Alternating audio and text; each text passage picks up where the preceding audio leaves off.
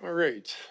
Well, hello everybody, and welcome to our Committee of the Whole meeting here today with the town of Drumheller. And this is what is on the we're on March 10th, and the time is 4:30. So we are ready to start. Everybody's here, and we'll call to order our adoption of the agenda. Anybody got any additions to the agenda or anything else? You want to make a comment? Okay. Just a quick opening comment. I just wanted to remind people to get their go to the dump for free cards. Residents are eligible for 2 free landfill vouchers per year, and they can be obtained here at the Drumheller Town Hall. And these allow you to bring up to 375 kilograms of non-accumulated waste. So it's just a good thing if you want to clean up things, and it's a great service to have for free here. Right on. Thank you for that, Deputy Mayor Kalafa. Anybody else got it? Councilor Hardy? March 27th is Membership Appreciation Day at the Aquaplex and the Badlands Community Facility. They're going to be having prizes for any members who enter and they attend either facility. The rec team will also have snacks and beverages provided throughout the day. Members are also welcome to bring a friend into the facility for free. See you all down there. A great time will be had by all there. And who else have we got? Anybody else? Councilor Zerski? Yes, I wanted to talk about potholes and puddles. This time of year, we have a gazillion potholes out there that rear their ugly faces, and we have huge big puddles that we have to drive through. We have a solution for that. It's called See-Click Fix. And all you have to do is download the app, and it does virtually everything you need to do. You tell it what you're reporting a pothole, it asks you where, and that is automatically sent in to Public Works, and they will deal with these things. So See-Click Fix, a wonderful opportunity to fix some of these monstrous potholes that we have. Thank you for that. You'll have to put your rubber boots away if they fix all the potholes, though. All right. Anybody else? No other announcements for today? Oh, I guess that's working now. All right, nothing else? All right. My phone won't hook up, so I don't get to see it. All right, so our agenda, no additions to the agenda, I take it. So we'll have a motion to adopt the agenda. Councilor McNeil? I move that the Committee of the Whole adopts the agenda for the March 10th, 2026 meeting as presented. Thank you, Councilor McNeil. Can I get a seconder? Councilor Miller? Okay, all in favor? Okay, all in favor, is carried. All right, so then we got delegations. Our first one is our sanitary master servicing, delegation 4.1. Pardon me? Thank you, Your Worship. So yes, there's a delegation before the committee this evening in regards to our sanitary sewer master servicing study. This will be a presentation by ISL. This will be going over the study in its entirety, going over some of the key deliverables, as well as some of the cost implications in regards to this master servicing study. It's just a reminder to the committee that this is not an asset management plan. This is a growth plan. So this will address our sanitary sewer system from a growth perspective. And we will getting into asset management further down the road, maybe towards the end of the year. If you have any questions during the presentation, I ask that you keep them until the end, and we'll try to do our best to answer them. At this time, I'd like to ask that the representative from ISL come up, and she's going to go over the presentation with you guys this evening. Thank you.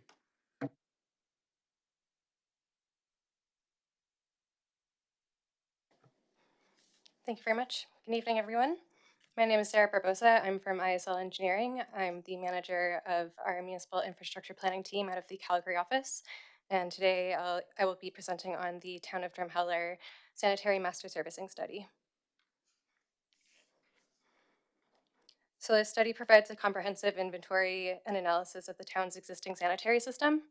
A calibrated hydraulic model developed using fields collected data was used to evaluate the system performance under both current conditions and future growth scenarios. The results identified system constraints and defined a prioritized set of upgrades for both current and future conditions, supported by a phased capital staging plan.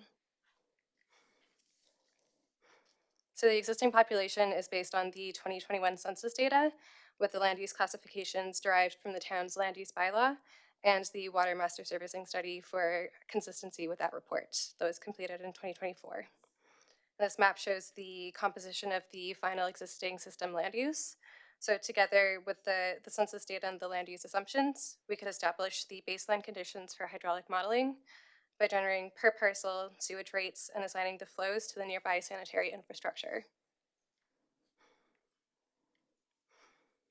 The future growth areas and land use assumptions were defined based off of the municipal development plan, with development thresholds established through the water master servicing study as well for consistency.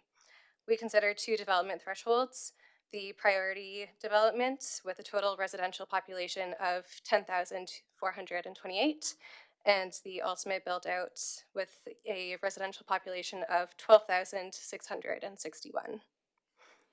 So the figure shown illustrates the growth nodes and classifies areas based off of the development threshold. So the red is showing the priority development, and the blue is showing the ultimate build out. The growth nodes consist of residential, commercial, and industrial land use types, and these development scenarios build off of the existing system.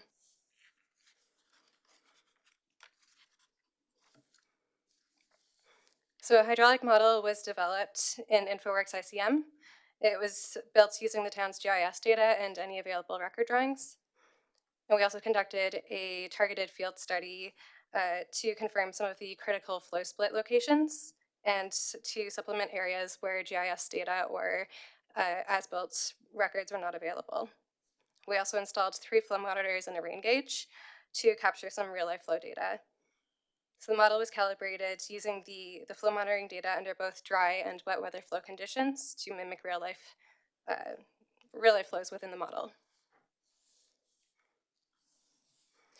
The system performance was evaluated using the 1 in 25 year, 24-hour design rainfall event. A HUF rainfall distribution, which is what's being shown on the graph there, was applied to represent a storm with a moderate peak intensity, which is common for sanitary sewer assessments.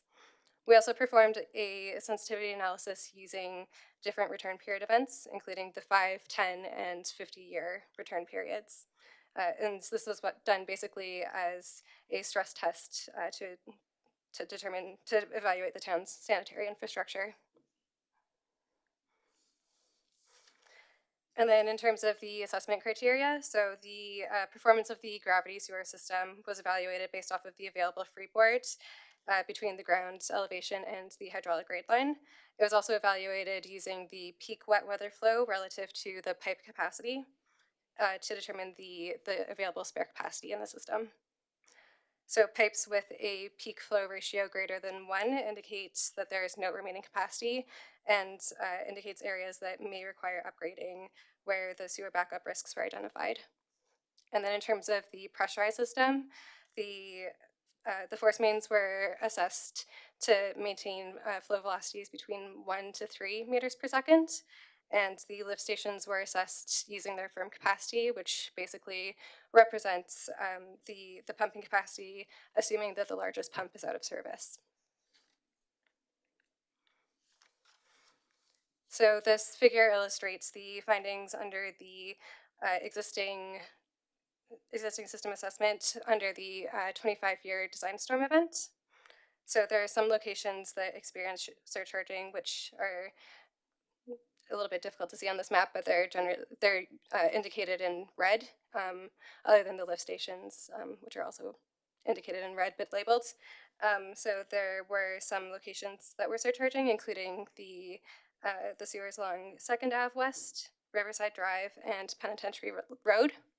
And then in addition to this, we noted some capacity constraints within the Newcastle Force Main and the Rosedale lift station, which were both showing some upstream backup concerns. So as a result of this, we identified 5 key priority upgrades to address these capacity constraints.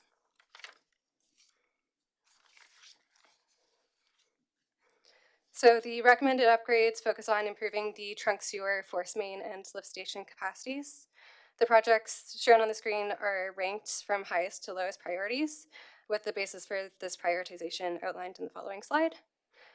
The total cost estimate of the existing system upgrades is approximately $8.65 million. In addition to these proposed upgrades, we identified some other considerations. There were some pipes that we identified as being backgraded, so having a negative slope, resulting in some localized backup issues. We didn't include these in the upgrade program, as some of these may result or may be reflective of inaccuracies within the GIS data rather than actual field conditions.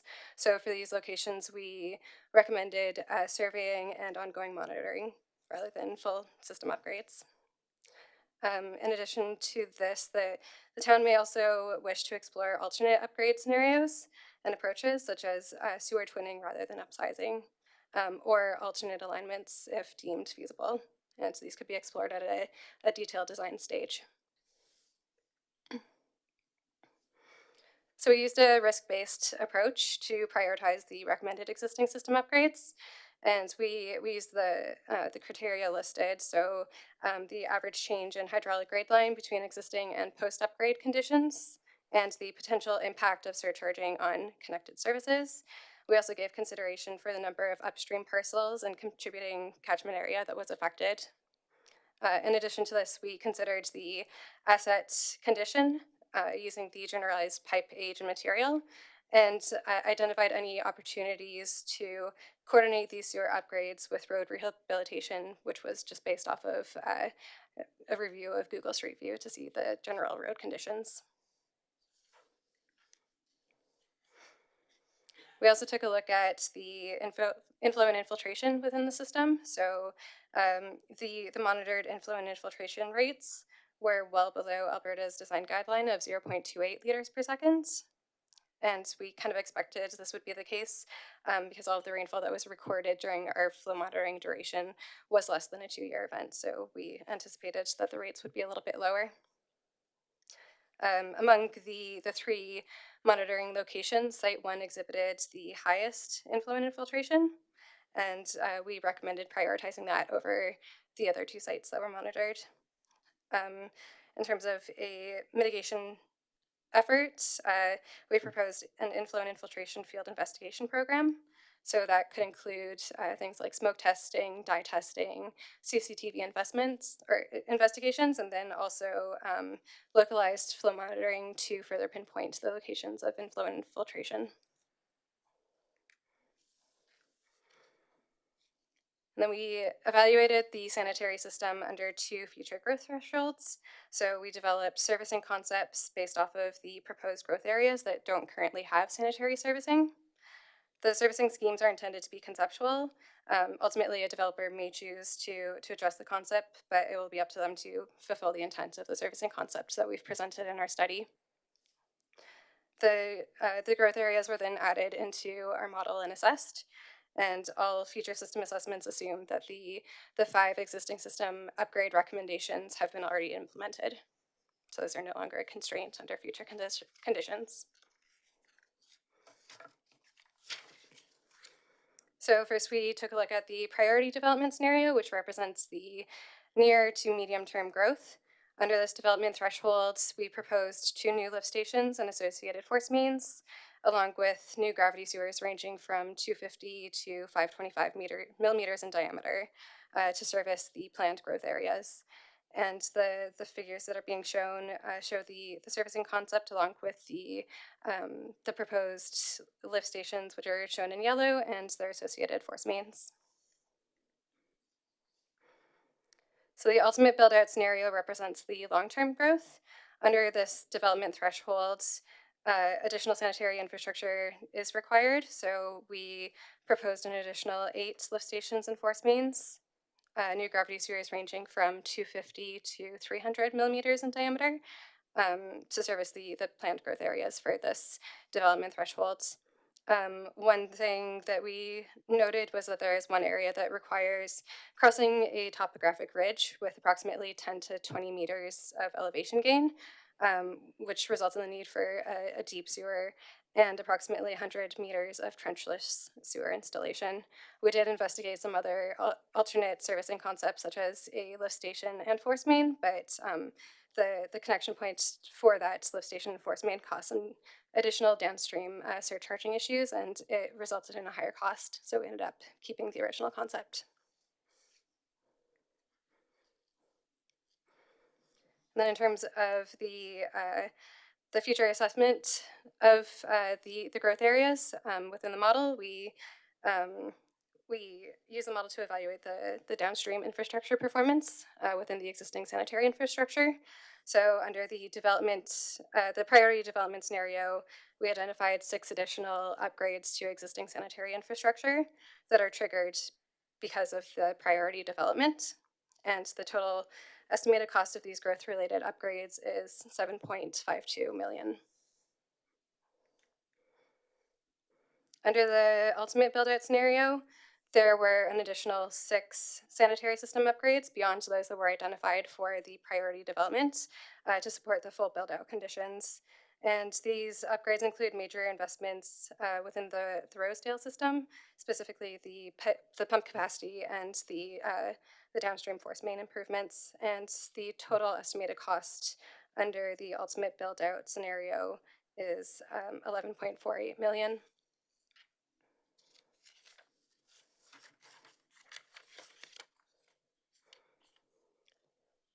So a staged implementation approach is recommended, with priority given to upgrading the existing system to address the current capacity constraints.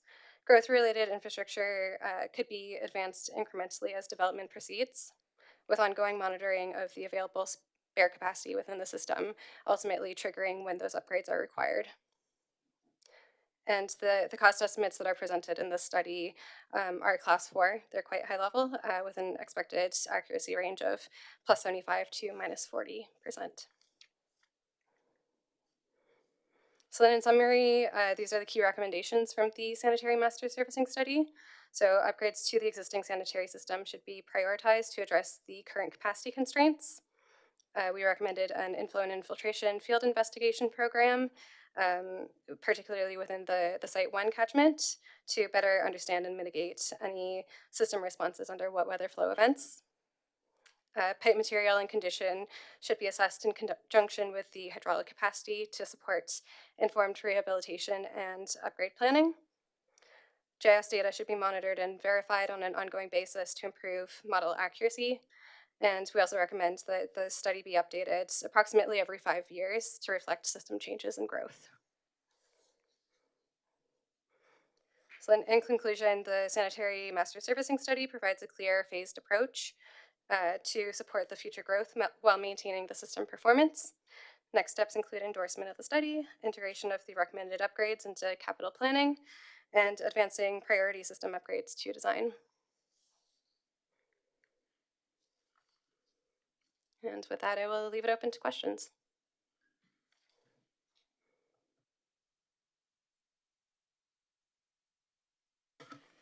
Thank you for that. That was pretty informative. It's kind of hard to follow along here, so I'm sure there's some questions. Councillor Zawitsky. Yeah, thank you very much for the presentation. Most of it going over my head, but that's usual. A couple of things, and again, I don't know anything about anything.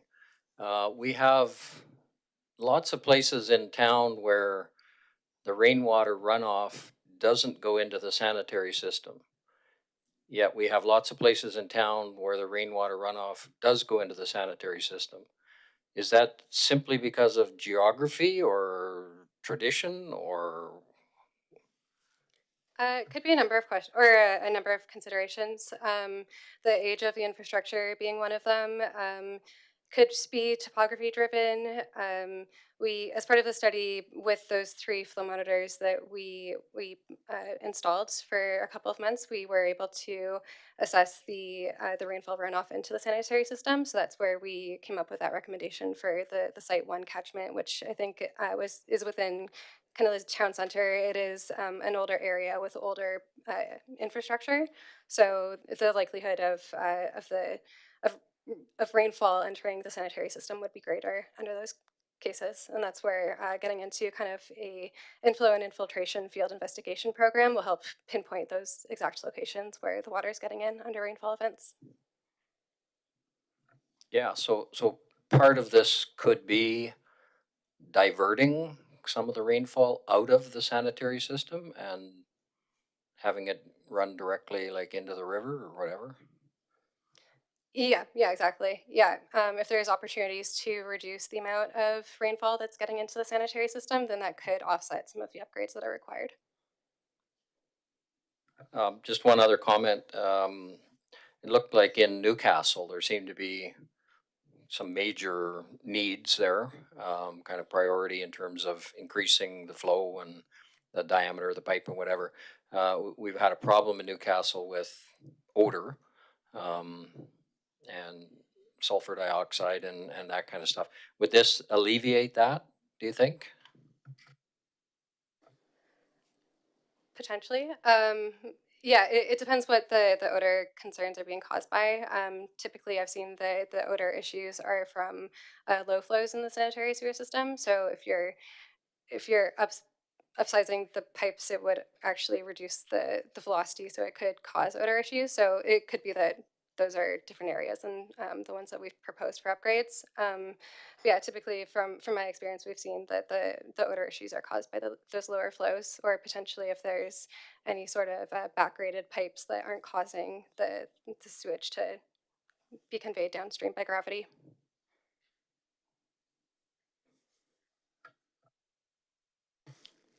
I actually have a question there. So how old, do you have any idea like how old these pipes are that are in there? We do have, I believe we have a figure. We typically have a figure showing the age of the infrastructure in the study. I know within Site 1, the infrastructure was about that 50 or greater year um, age. But yeah, offhand, I don't know exactly for the entire town. No, that's good. And then, so all the different areas, I'm sure we've got different ages throughout everywhere.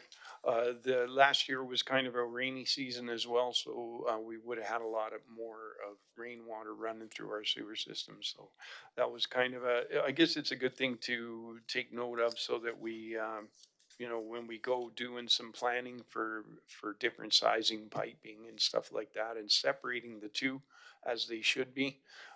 It's just another thing that hasn't been corrected yet because they haven't been in there to fix it, but it's something that we have an eye to future to doing. I have a little question about Rosedale. You were talking about the Rosedale system coming forward. Now, was there any taking into account Rosedale with a lot of the Rosedale properties are on septic systems now? And was there any discussion while you were doing this about tying those places into the Rosedale to count it as further usage, or is this all new development that you're thinking of in Rosedale? Um, that I don't quite recall in terms of how we differentiated between the properties on septic. When we when we do take a look at future, we often do consider areas that aren't connected to the sanitary system. Is there if there is a reason or a desire to connect it to the sanitary system. But yeah, offhand, I don't quite recall. I know that we tried to be consistent with the approach that was taken in the water master servicing study. So if water, for example, was maybe on wells and then transferred over to the global potable water system, that could have been a case where we also assumed the same for the sanitary. Okay, no, it's just something that we need to keep in mind there with that setup. Okay, Counselor Miller, you have something? Yeah, thank you. I've got a few questions. So I noticed, and then our director of infrastructure mentioned that this is not an asset management plan, but rather a growth plan. But I noticed there's no mention of any kind of a sewer lining program. It's primarily focused on capacity issues. Is that going to be something that's coming later in the fall? So through the chair of council, so that would be part of our asset management requirements in our asset management program on what that looks like, whether or not it'd be line replacement or line relining. It'll depend on the CCTV work that'll have to be done to confirm pipe condition. So if the pipe condition is acceptable to relining, we will reline. If it's not acceptable, that we'll have to actually rebuild. With capacity issues, no matter what you're doing, you're having to rebuild because the pipe's too small. Thank you. And I was also wondering how come the lift station at 5th Street East and Riverside Drive isn't recommended for replacement? Because I understand that one is one of our older ones. So through the chair to Councilor Miller, so that again will come up in our asset management plan.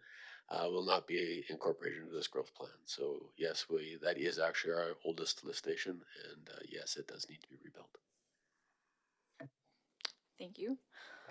Also wondering when the penitentiary road sewer upgrades move forward, is there any chance we could approach, I believe that's the federal government, about helping out with that since they're the ones who primarily benefit from us having that infrastructure?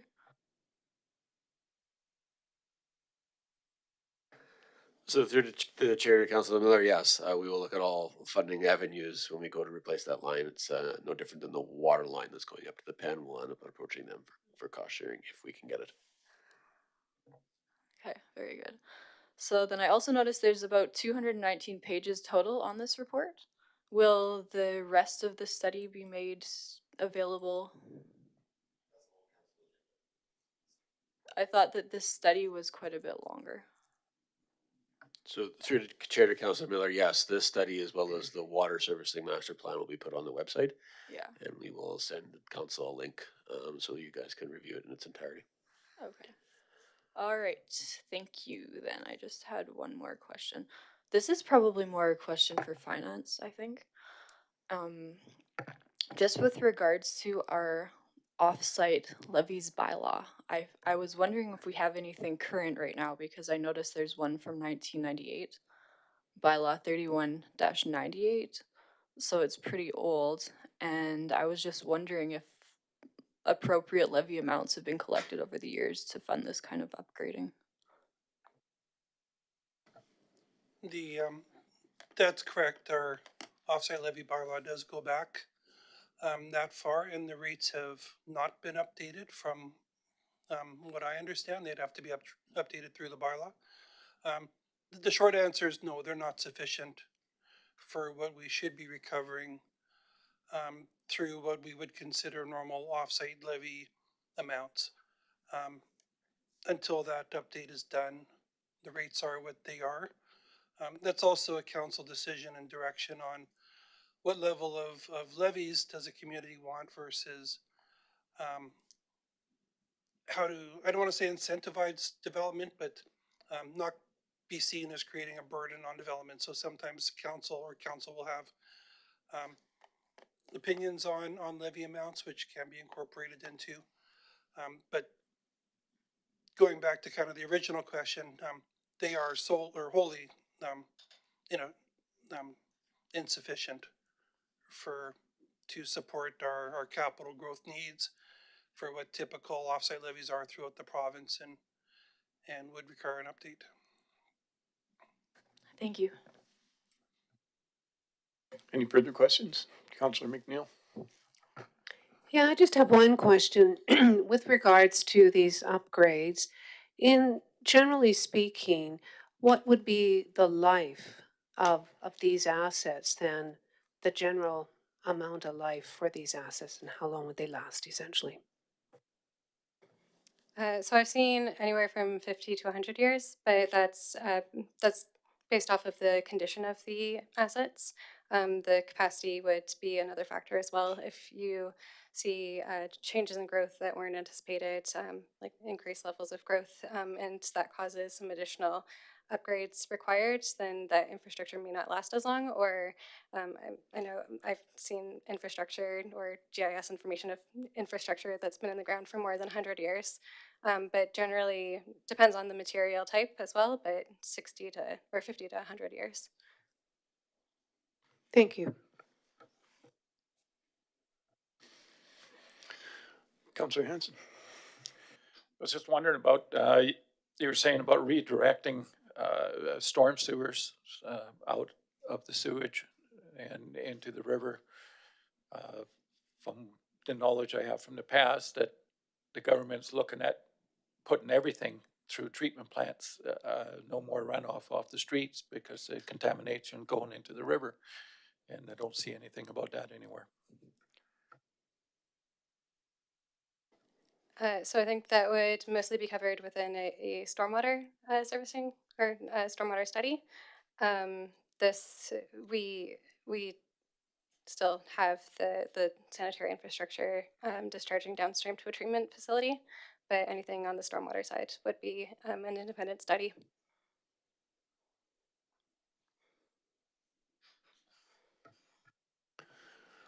All right.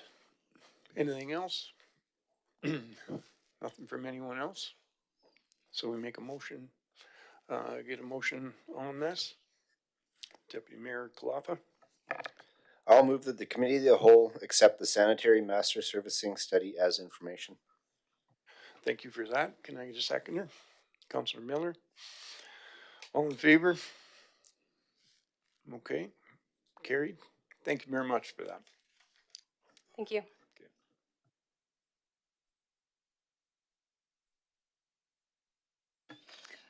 Your Worship, just to point out, because I know it wasn't stated directly, this study will be brought back to council for consideration during our budget deliberations this fall. So as far as the projects that were suggested and recommended moving forward, we will bring that back for council consideration during budget deliberations. Thank you. Thank you for that information. I guess we'll be able to see this presentation here, so we can have a. Well, you said it's going to be posted on our webpage, so we can have a better look at it and be aware of everything that they're discussing here. All right. So now we got our delegation from Starland Studios here, Mr. Matt.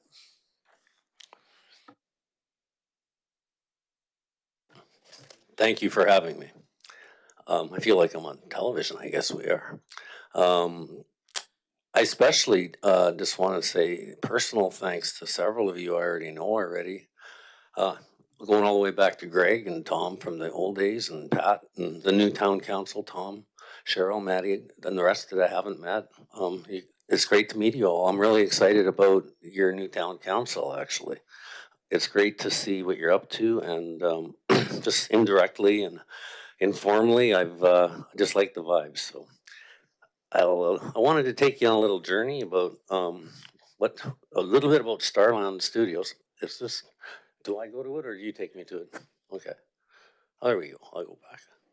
So going back a little bit on this all, I've come to in a nutshell, I come to Drumheller because I believe as a film industry destination, it's probably the most versatile and most potentially exciting place to be in Alberta, let alone Western Canada or Canada. And we know that because we've seen all the films that come and go.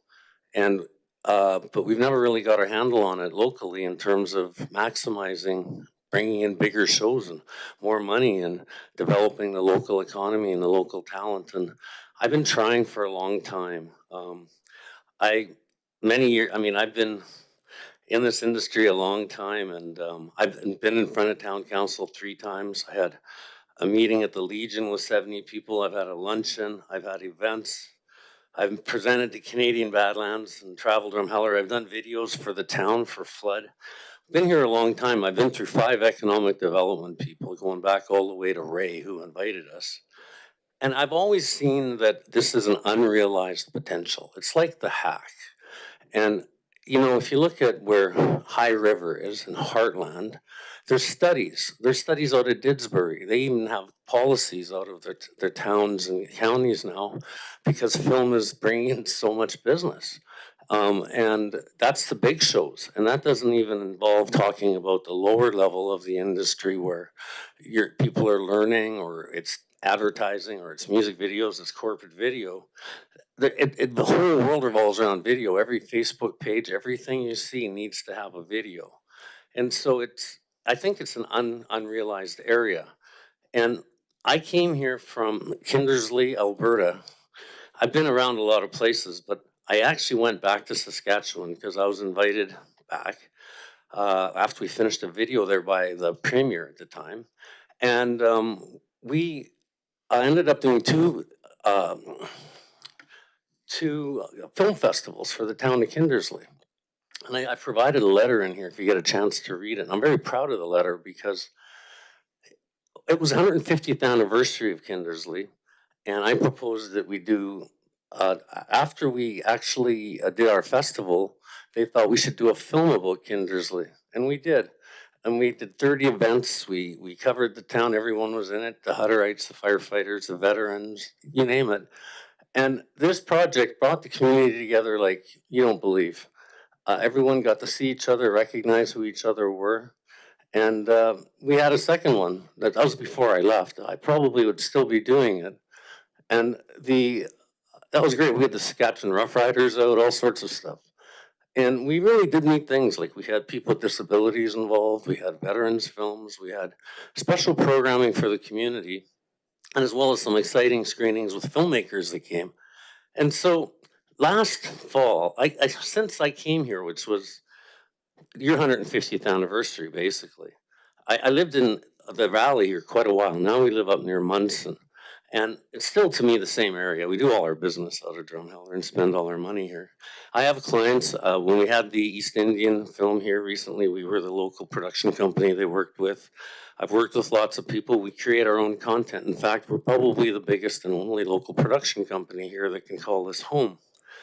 After I came here and proposed it, we've never been able to get focused on and everyone sort of thinking the same way. We tried launching through the Chamber of Commerce a subgroup like the dinosaur painting group or whatever that was going to be like a film commission, and tried to get everybody on board. And actually one of the biggest difficulties was working with the town at the time, to be honest. And it was hard to get everybody going the same way and who would be in charge and all of that. So at the end of the day, we kind of took it over, my company, Starland Studios, and went around the community and got a bunch of money and time and energy from a whole bunch of local merchants and landowners, from the Last Chance Saloon all the way into the Heartwood Inn, Western GM, Drumheller Equipment. We went to people that cater to the film industry and also some large landowners. So we built a website, and we're going to take you through that at the very end really quick, because that's sort of what's behind all of this, is this infrastructure we built. And that's what the province has asked me to do, is build infrastructure. But now we need to get it all kind of working together. And so last fall, when we had our screening of the movie The Last Howl, which is what I've been doing here the whole time, was finishing this film, we had a great turnout. And it was great, the energy, the mayor, 3 councillors, our county, we had Reeve, Steve there, and various other people. And it was such a good vibe. And we had the spinning light and the red carpets, and the Napier Theatre, such wonderful people, that we were kind of excited, and we decided we want to have a film festival in Drumheller. So November 13th and 14th of this year, we're going to be holding this. We've scheduled the Napier Theatre. Time is of the essence because our film, I haven't told the world yet to any news releases, but we've found an international distributor built out of the United States, big old huge company. Can't say who yet, but we've delivered. They've got our new film and all my films. And we've also we're racing forward because we've got more screenings. Our last Howl aired in Calgary at the Calgary Justice Film Festival to great fanfare last fall, and the Kiwanis in Calgary are showing it on Earth Day in 7 weeks at the Plaza Theatre in Calgary. And then in the fall, we want to release it to the world here at this festival. So I'm going to piggyback this festival on the success of our film getting out in the world. And to that end, I have other filmmakers that I know, a couple that are represented by my new distributor who are very prominent Albertans. And so we're going to try and not only show great films here that are about different topics that interest people, but bring people together in those groups and just kind of integrate everybody in one place. And when these films are shown, we're going to have like seminars on the side and encourage kids to come to see the firefighter one. We want to teach, have the unions come out and do workshops about different trades, all kinds of neat things that I have done before. We did in Kindersley, and I got a reference letter for it. Our theme is Peace on Earth. There are some of our initial sponsors. We already got 3 more in the last week. I think we got the Roadhouse. We got Dry Canyon. Yawas just got in. It's really great. We got all kinds of people jumping in to be involved. And, this is the town of Drumheller, and we could certainly use some support. So we've got a tier program of levels. Of course, we want to ask you to be the diamond sponsor, the town of Drumheller. Let's work together all the way. If you don't, we'll take you down the list, everything from 5 to 1,000. We're looking for money. I know you can provide kind, and we would take that if we can equate it into things we need and can use. For example, the BCF might be able to host our seminars and workshops for a day. When we were in Kindersley, we had a trade show for everyone in the industry that wanted to show what they had to the film industry. And we invited all the location managers in Saskatchewan, and they came. So we could do something like that. So what we want to do is have this great festival here, build on it every year. This year it'll be a day and a half, 2 days. It's not just about a whole bunch of movies, more than one, like 6, 8, or 10. The filmmakers, their entourages, all the publicity involved. There'll be music every night, different venues involved, photography, art. We've talked to the local New Arts Council. They're excited to show visual stimulating things to our people that we want to bring to this town. This is Film Friendly Drumheller. This is the beginning of something exciting. This is, to me, a historic meeting with you if we can get the support that we would like. So it's all here. And then just quickly, here's our website. You can visit it on your own, but we've recently revamped the homepage. And here's a little tour of our studio and the area and our film. And these are films we've made before. These are production services that we offer. And there's a directory, which I'll take you to in a minute, that represents all of the different people that we are representing locally and elsewhere. Here's news. We've been on CBC lately, Drumheller Online, big supporters, AMPIA, which is a provincial organization. And then here we have a whole slate of videos you can see if you want to check out. And here are some of the titles that are here. These are our projects. Film Friendly Drumheller's always been a goal of mine. We really need a good video done about this place. Really quick and sweet and beautiful and dirty with the highest end films that have ever been done here. It's all sell. We just wait for the phone to ring. And I think if we go out, we can do a lot more than just sitting waiting for the phone. Then there's a Starland Film Festival. And then these are the documentaries we're working on. A couple of movies. This one called Wolf Crime. We even have a lot of momentum on this. This is our next big movie that I'm going to make here. And it's a multi-million-dollar film integrating police and United Nations and animals and all sorts of stuff. So, and here's our directory. And this is the last piece of this, is that besides you working with us on the festival, the town will be represented in this directory with the rest of us. I've tried to get other people to do it or get organizations. I mean, we want to maybe affiliate as a private organization with the Film Commission, and I work with them closely. But here's all kinds of people, and there's people's names you're going to recognize here that are already involved with us and working with us. And the people in my board are very experienced in giving me good guidance and advice. So anyway, that's sort of it. It's kind of a 2-for-1 deal too. So besides getting and supporting this festival that brings tourism and economy in the short term, we have a directory that can help bring the bigger projects of all kinds. And also, like I said, it's not just about money and economics and income. It's about kids and jobs and opportunity and dreaming. And I don't know if your sewage system will keep up with this place, because if people catch on that this could become a real good bedroom high-tech, it's already a great music community. I just think that we have so much to offer in this direction, and we're not absolutely hyper-focused on it. I don't know why not. I mean, we get distracted with dinosaurs and energy and agriculture and wars and everything else. But, you know, let's look at the good side. This place is beautiful, makes people happy. People come here to teach their kids about things and to learn. And I love it here. I've really met a lot of great people. And we're trying to build our company here in the whole area. We're trying to move this as fast as we can. We're sitting on a news release, trying to telling people a lot of the news that I've shared with you. The sooner we can keep moving, the better. I understand. Thank you for letting me present information tonight. I guess the one thing I would ask is that if there's any way you can discuss this at your next meeting instead of the next one or whatever, soon as possible would be great, because we've already got people lining up on our poster. We're being held back at the gates, and if it takes a little more time to figure out, that's cool too, but I would really like to, from the very beginning, build an amazing relationship with this town and work closely. When I worked with Kindersley, we did it as a team. We all got together, everyone helped. We even used our photocopiers. I mean, it was great. We worked and we made this the fest. That's where I got the idea for you to wear the necklace, because the mayor there had a sword. He outdid you.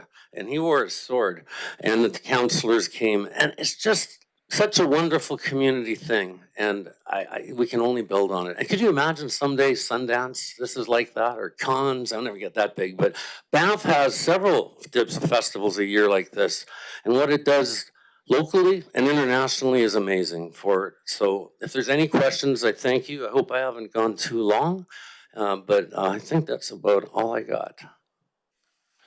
Right on, Mr. Poposky. Thank you for that. That was good little presentation for sure. I know you're passionate about your craft and your art, and that film that you done was an excellent movie. I mean, we all went to it, and we do see the value in this kind of thing. So we'll just let us talk about that. If anybody's got any questions for Matt here for this, so you're already doing some pre-planning. Is that what you're saying? It's already, yeah, I'm trying to get the films, but it all takes money. You know, we got to book films and people and editors, and it just takes lots of money. And so far, I'm personally fueling it with my company 100%. And I'm just trying to get people on board, and they are. Like, people are throwing in their 500s, their thousands. I'm hoping the county comes in big and you guys come in big. That would really give us a strong ability to do it professionally and properly, not half-assed. And we've done it before. And I can prove it with that letter, and we will deliver. And I just want to work with you on it, because we're doing it anyway. And, you know, so the closer we can work, the better. No, that's good. Thanks, Councilor Miller. Through the chair, thanks for coming out today. Very excited about your film festival. You mentioned that you'd be open to in-kind donations as well, possibly the BCF. Can you give me some other examples, or give us some other examples of what in-kind donations would be helpful? I knew you'd ask that.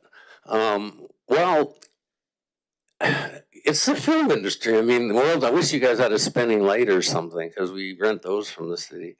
But, and I want to get the fire department out, and hopefully we don't have to pay them, because we got some fire films. I would think that I've checked the rates today. I guess it's $800 a day for the third of the facility upstairs for one of the rooms. I mean, that could work for a day. If you guys really want to jump in, like I was afraid to even bring it up, but we can do like a little trade show and get people out showing who they are to the community, to the film industry, celebrate ourselves as being the film-friendly Drumheller. I mean, we can go as big as we can. I would actually like to ask for as much of the money as possible, and then commit to spending it back in kind in any way we can. So if we can use a third of a room or a full room, we can do that. I think you're a little more formal and Kindersley, so it'd probably be hard for us to sneak in and get all our copies done, but we must have saved hundreds of dollars, I know, and like a lot, printing out, or using the town of Kindersley's systems to print the program, for example, because someone has to pay to print some stuff still in this day and age. So, I mean, there are certain offsets that if you have accounts with printers and the capabilities, and it's kind of like, you can save us money, we can do that. And we did that with Kindersley. We're inventive. They gave us half and half. That's sort of where we're at with the in-kinds and stuff. Like a lot of the merchants and stuff are giving us like drinks for the night or food, or we're figuring in different ways they can help. And so they don't pay the full 1,000, they pay 500 and 500 and whatever they can provide. So Dry Canyon, they're on a host kind of a neat event. Like that event we just had with the music, if you're into music, was amazing. It was very well done. It was very good for the town. There was a lot of talented people that came. A lot of venues got good business. And I want to work with them, and we want to do that in the fall. So their music in the spring, and do some film stuff in the fall. Right on. I think one of the things, or you're talking about the filmmakers, are they local filmmakers? No, we're going to invite in like big cheeses, as big as we can get. In the first year, I'll bring some Alberta's guys that are doing well. The distributor that just picked up my films, that I can't say who yet, representing a filmmaker in Edmonton whose $30,000 horror movie made $3 million, and he's going to tell a good story. And he's young, and that'll inspire people. There's another guy coming, and he does films for HBO about like sports personalities, celebrities, singers. He's huge. He's out of Alberta, and I think we can get him. And I know a lot of folks, so that's what we did in Hindersley. We brought in filmmakers. We had panels. We got to know people. They hung around for the weekend. It was social and informal as much as it was formal. Okay. Councillor McNeil, you had a question there. Thank you very much for your presentation, and yeah, great to hear from you. Just quick question. I wasn't sure from what you were saying, but it doesn't sound like you can announce any of the films that you plan to screen. Oh, we certainly will. We'll sneak it out one by one, and once we formalized and got all our initial sponsors, haven't put out a news release yet. I'm a big believer in them. We put a lot of news releases out. You might know that from when we promoted the last Howl. We got posters all over town. It was great. That was kind of fun too. We've got a whole network of merchants that we've met that are completely supportive of the industry and that would literally put a poster up all year. And I forgot to reflect. It's called Peace on Earth for a reason. This is a paleontology place. We have a dinosaur film coming from an Albertan. I mean, on peace. We need peace in this world. This can be a center point, not just for film and culture, but for being a place that proposes peace. And I could not think of a more important thing we all need to do right now. All right. Any other questions? Councillor Zersky. Yeah, Matt. Good to see you again. Haven't seen you for 3 hours? Yeah. Yeah, no, this sounds like a wonderful opportunity for the town. I guess some of the things that I like about it, first of all, it's November 13th, 14th. One of the things that we're certainly trying to do in Drumheller is expand the tourist season into the shoulder seasons. And this fits perfectly into that. I guess I look at the amazing success of the Cold Bones Festival that you mentioned, that started off as a little one group in the Heller Good and turned into this humongous downtown festival, and it'll probably be twice as big next year. So I can just envision that this film festival, it'll start off at what it is. And man, I can just see that growing, year by year by year and expanding. I'm also happy to hear that you are working with Travel Drumheller, because they got to be integral in this. They are. The Chamber of Commerce. I mean, we haven't connected with them yet. I've approached them. Yeah, but we haven't heard back from them. And also the downtown merchants. I mean, I haven't talked to them yet. I mean, downtown in November, December. Well, not December. December's a little busier, but downtown in November, not much going on. We have the Festival of Lights towards the end of November, isn't it? Yes. Which is a wonderful thing, and that packs downtown. So I think this is very, very good. We can't, of course, make a decision in terms of money at this moment. Correct. We take your presentation and we will be discussing it and chewing it over. And yeah, no, it sounds like a wonderful thing. Thank you, Tom. Well, thank you for encouraging me to come here as well, because it's been an uphill battle trying to work with bureaucracy and the government and get this all going. And now that I've finished my movie, I have a bit of a window to achieve this kind of goal, which is to bring this community together. Helps me in my business, bring more filmmakers. We have Dinosaur Valley Studios. We got different people here in the industry, and it's just the beginning of the potential. So thank you, everybody. I really appreciate your time and interest. Okay, Matt, thanks for the presentation and thanks for the, bringing the energy to the room.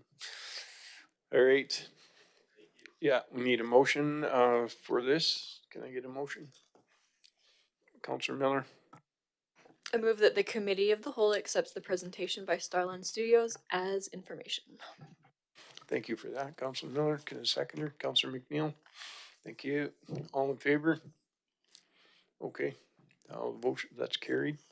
All right, thanks, Matt. Yep, okay. All right, and now we are on to our CAO, Mrs. Campbell.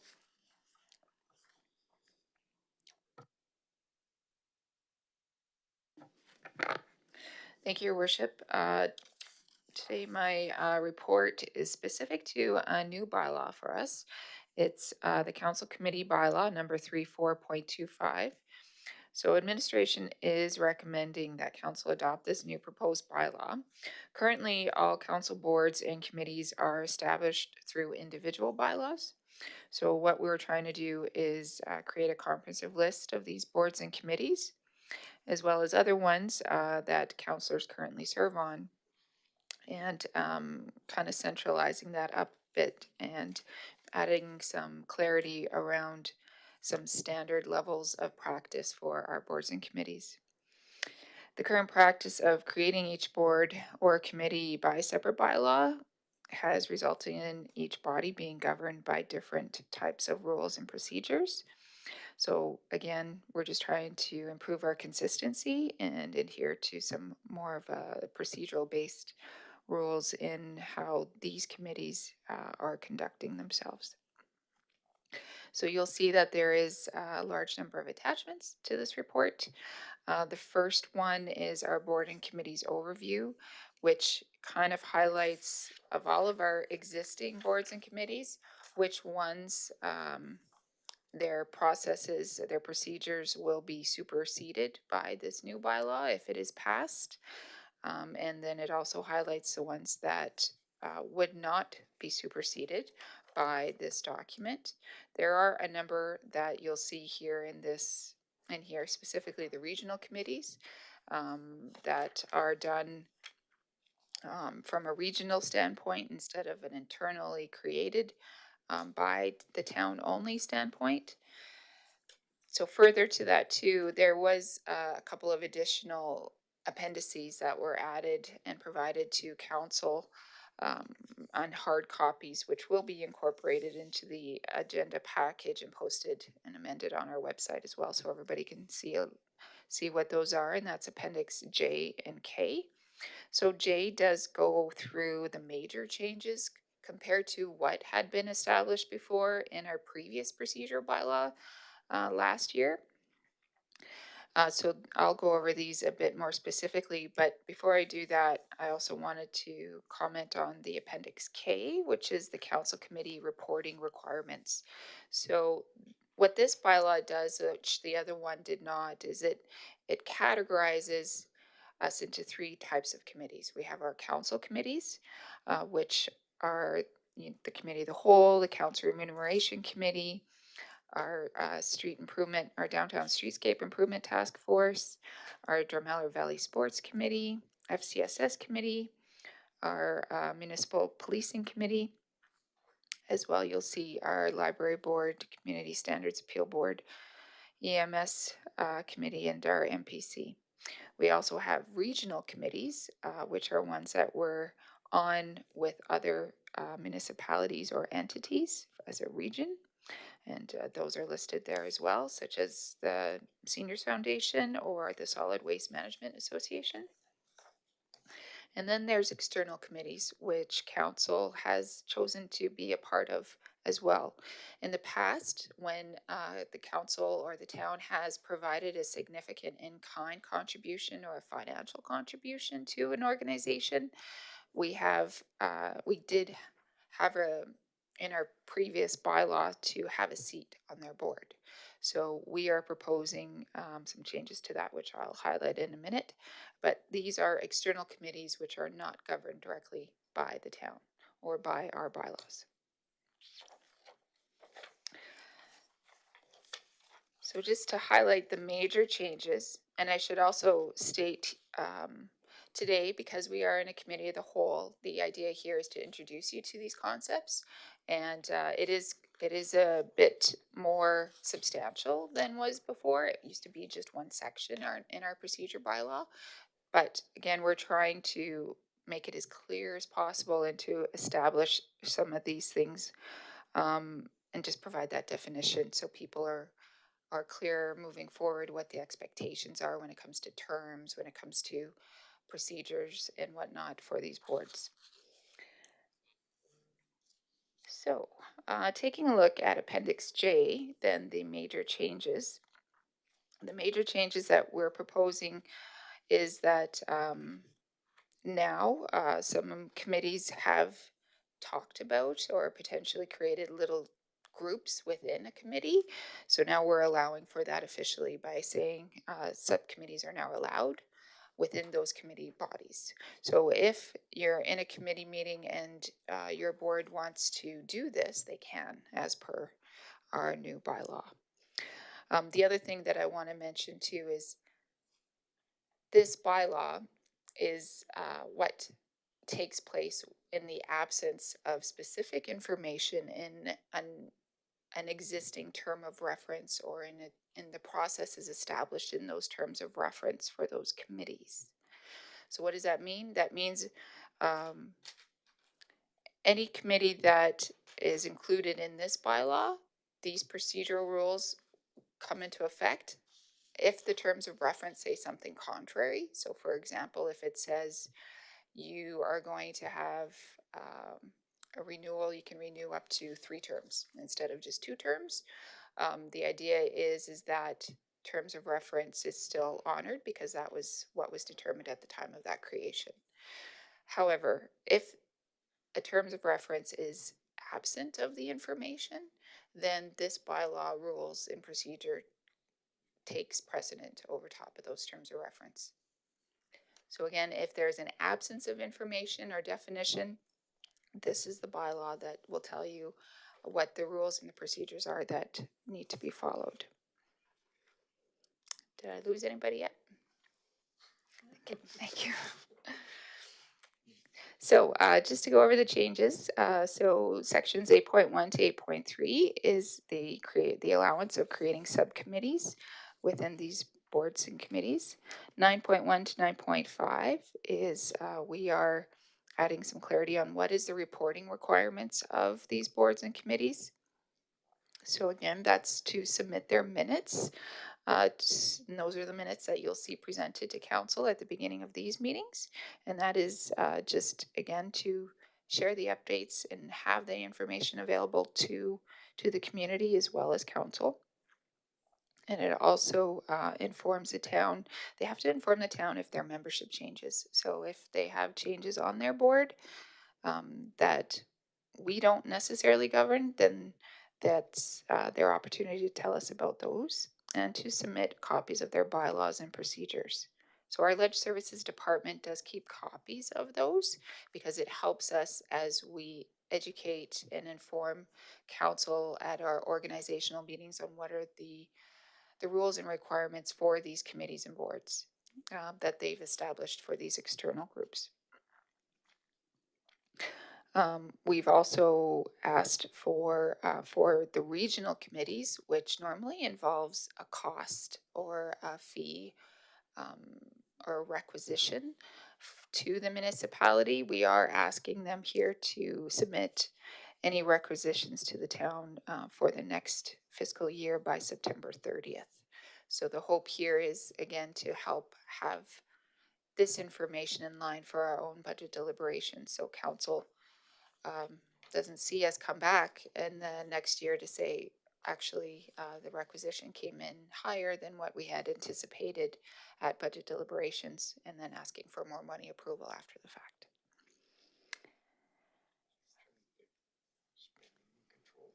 Yes. 10.4, the eligibility. This one is more just for clarity that a member at large does need to have a verifiable relationship with the town and cannot be a town of Drummer employee. That had not been stated before, so we're just adding some clarity there.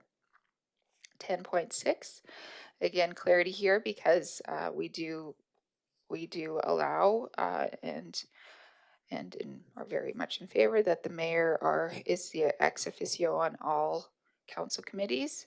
We are adding in the CAO as well, because from time to time I do sit in on our internal committees to, when requested, and to provide clarity when needed. The mayor and the CAO, though, are non-voting members on these committees. It's more just for that added input and awareness level for ourselves. 10.7, some of our boards and committees do have an alternate member named. We're stating that we would like that across the board on our internal boards and committees, and this just adds some clarity and consistency on alternates. 11.3 is committees, members at large can be removed at any time by a resolution of council. So these specifically are, again, our internal committees that I had mentioned, not obviously we can't control who's the members at large on another board, for example, an external board or a regional board. These are specific to the council committees themselves. 11.5. So in some of our committees, we do have this clause, which states that if a member at large is absent from 3 consecutive meetings, then they automatically cease to be a member unless their absence is authorized. So some of them have it, some of them don't. We're trying to put that straight across the board so that they're all consistent. 12.1 to 12.2. This is new, again, for consistency. We do have some members at large can serve for longer than 2 consecutive terms. Other ones we don't, we have an absence of information, and other ones we have 3 consecutive terms. So this is just a best practice that we're defining for all across the board moving forward. 13.1 to 13.4. This is about having a chair and vice chair appointed. Again, just for consistency, a chair is normally always appointed, but a vice chair was not necessarily done. So we're just looking for that consistency there. 14.1 to 14.4. This is just, again, for consistency. Some committees do set a schedule of their meetings for the year at the beginning of their, normally after our October organizational meeting, but we are asking them to do that for our council committees across the board, and for that appointment to a chair and vice chair position to be done on an annual basis. 16.1 to 16.2, scheduling meetings. Again, this is just for that level 1 council committees, and they'll be required to post their scheduled meetings on publicly. So just as a heads up, this was an interesting one for me when I first found out about it, but all council committees are open to the public, and this is stated specifically in the Municipal Government Act. So our council committees can still choose to, very much like us, go into closed session for reasons of identified through the ATIA. However, our council committee meetings are open to the public. So we are adding this clarity that meetings and the schedule of those meetings and changes to those will be available, most likely on our website under our calendar of events. page. 18.1 to 18.3, advertising. Again, this is just to provide consistency on how long we advertise open members at large positions. And we're recommending 3 consecutive weeks. Public participation 19.1 to 19.3. This is a new section that we're recommending. And again, because our committee meetings are open to the public, we are recommending that if a member of the public wants to submit a delegation request to council on a specific topic that is related to a specific council committee, that they approach the council committee first, because council has empowered them to be advisors on that specific topic, and then have the council committee then make a recommendation up to us to decide what is the next step, what is the ask, and what their input is on that ask. So we've added in that step to the public participation side. 24.1 to 24.2. This is new, just again, because like I said, these council committees can go into closed session just like we do here. We're establishing that within the bylaw. And last but not least, 26.1 to 26.3, external committees. Again, we're just clarifying that even though we've provided them with funding or a significant amount of in-kind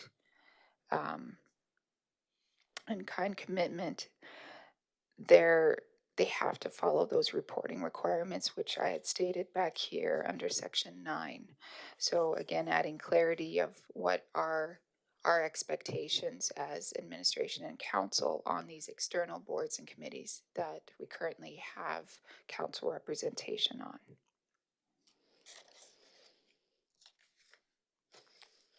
So that is a lot. So if council has any questions, please feel free to ask me now. I will also default to our legislative services manager, Mitchell Visser, if there's anything I can answer. Thank you.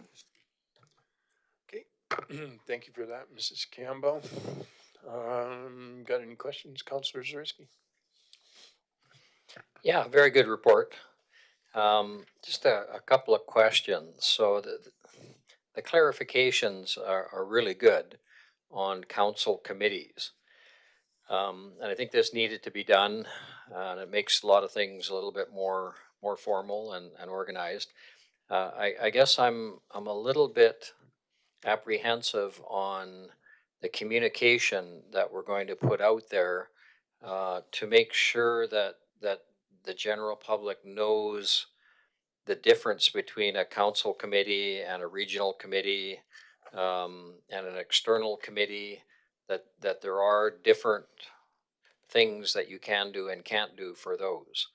And just an example, looking at the Drumheller District Seniors Foundation. So like it says here, council committees open to the public.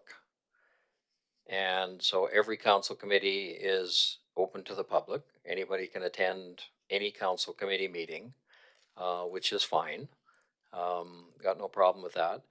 I think it has to be mentioned that this is just for council committees. You know what I'm getting at is that like the Seniors Foundation, we've had requests from people saying, you know, I wouldn't mind being on the board of the Seniors Foundation. And it's like, well, yeah, we appreciate that, but we have a ministerial order that says who must be on the board and who can and cannot be on the board. We got no say in that. That's a ministerial order. So just that clarity of, you know, we're dealing with council committees here, and going in camera, for example, that I think people have to realize that it's open to the public, just like a committee meeting, just like a council meeting. But when we do go in closed session, that they must leave, that they have to be aware that that's the law, that's the MGA. And also when the meetings are open to the public, Again, you have 10 people coming to a library board meeting. Wonderful. You know, you don't, but you might. When we start pulling books off the shelves, you might. Anyways, that's a different story. That they don't get a vote. You know what I mean? Like they're welcome there. But if you do go in camera, they have to leave. If you're going to have a vote, they don't get a vote, and that kind of stuff. So just a little bit of communication. I think part of the communication plan. Sounds good, thank you. Thank you for the questions, Councilor Zaritsky. I don't know if this chart is gonna be on the webpage. I mean, it shows it pretty clearly which ones are council committees and which ones are regional committees. And once you learn that the guidelines fit to the council committees, but I mean, that's all something that can be figured out.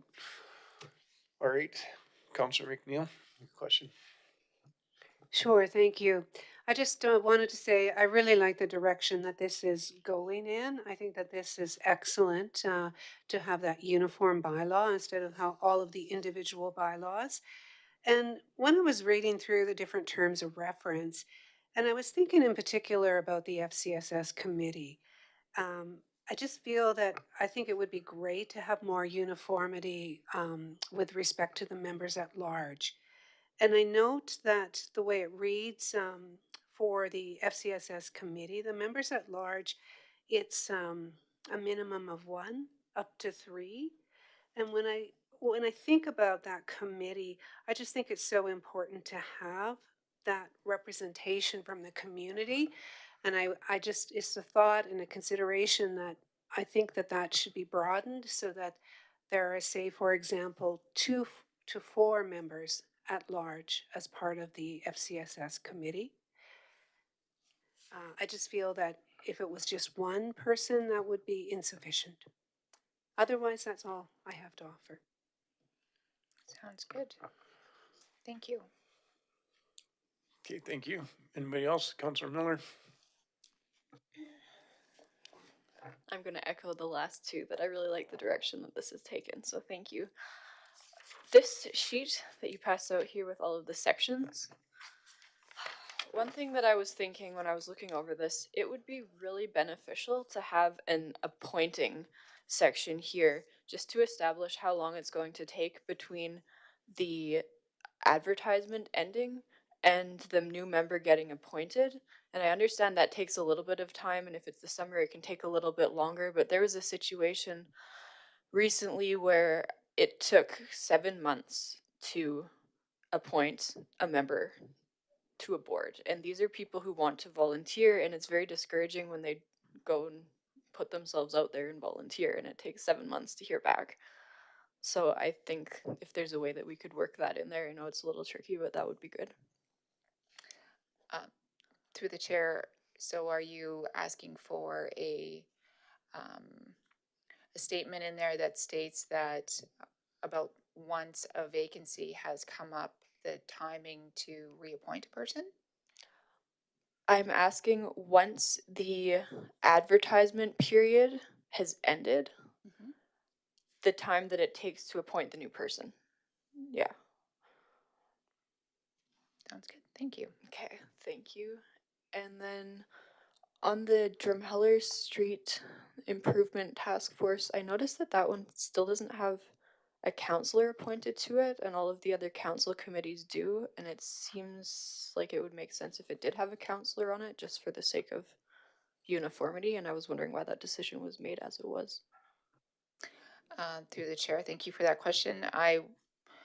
In this case, I'm probably going to default to Mr. Visser, but I understood that that was actually a direction of council. Council wanted to keep it as the voice of the community first, and because their recommendation would come to council, and with the facilitation of the consultant or engineering firm to be there to kind of steer the direction along with administration, they wanted it to be non-council. Mitch, is that what you would call, or? Yeah, I would reiterate that was my understanding of that as well.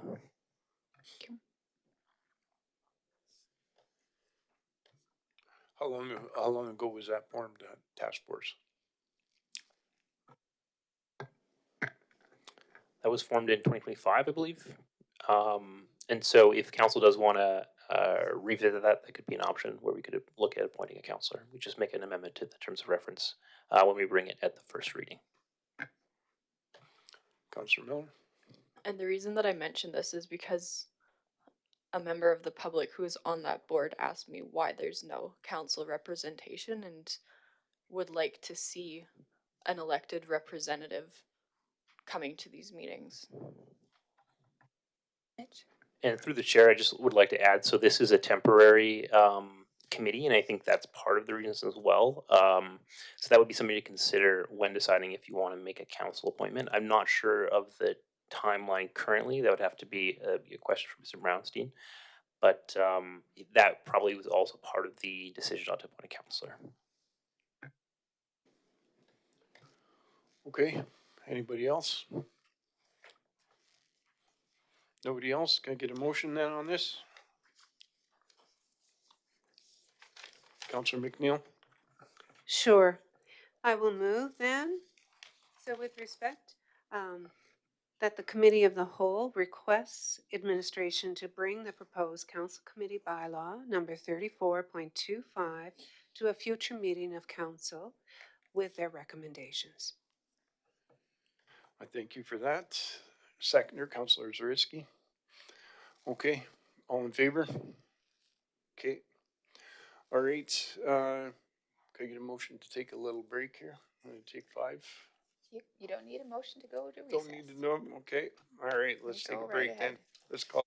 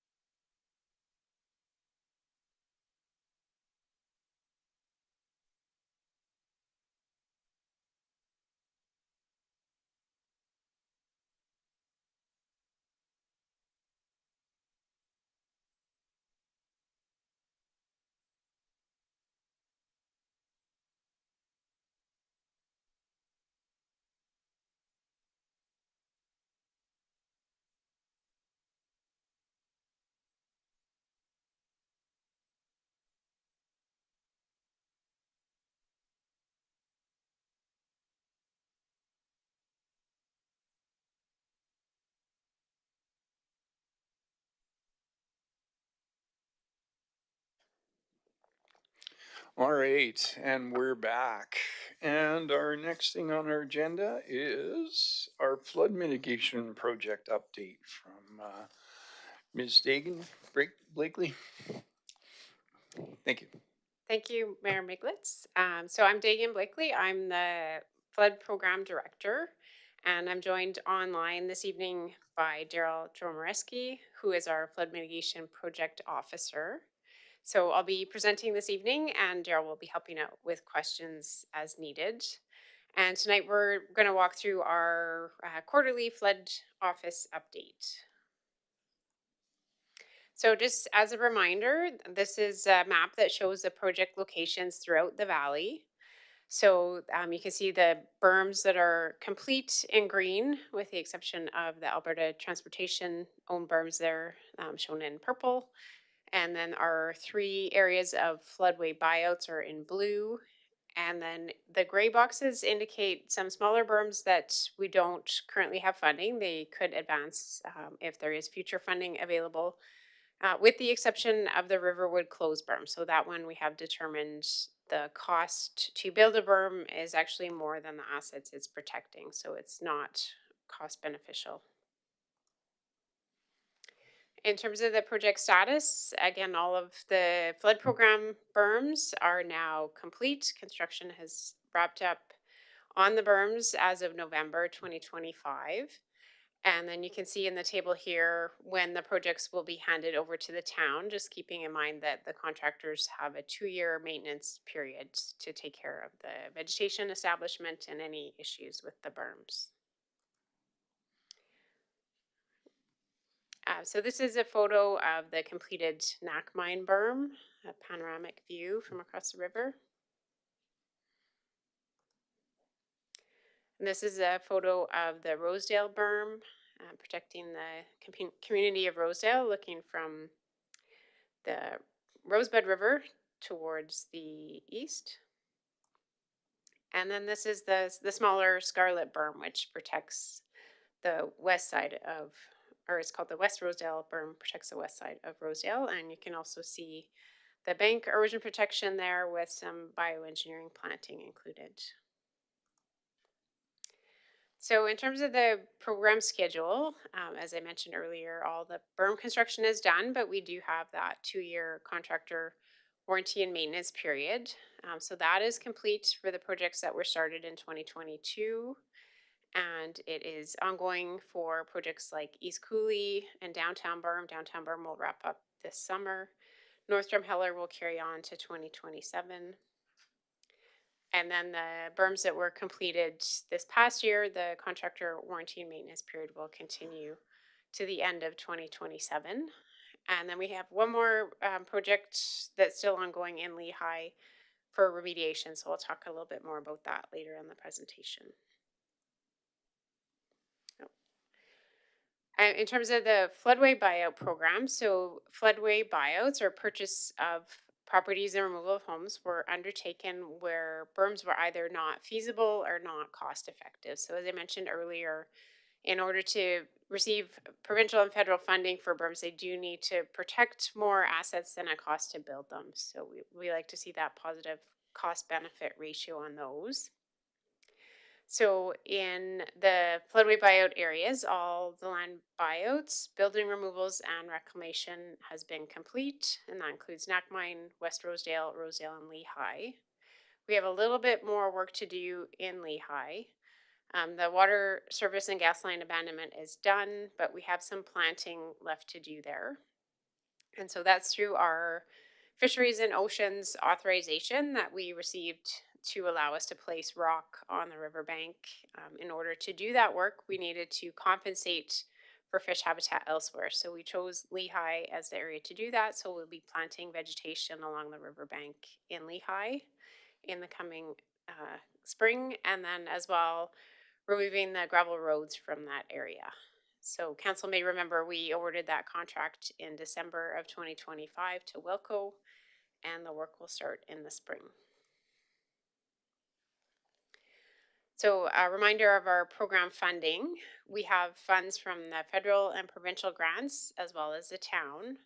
The original program budget was 53.4 million through the Federal Disaster Mitigation Adaptation or DMAF fund, as well as through Alberta Community Resilience Program and a provincial land buyout program, in addition to the funds that the town committed.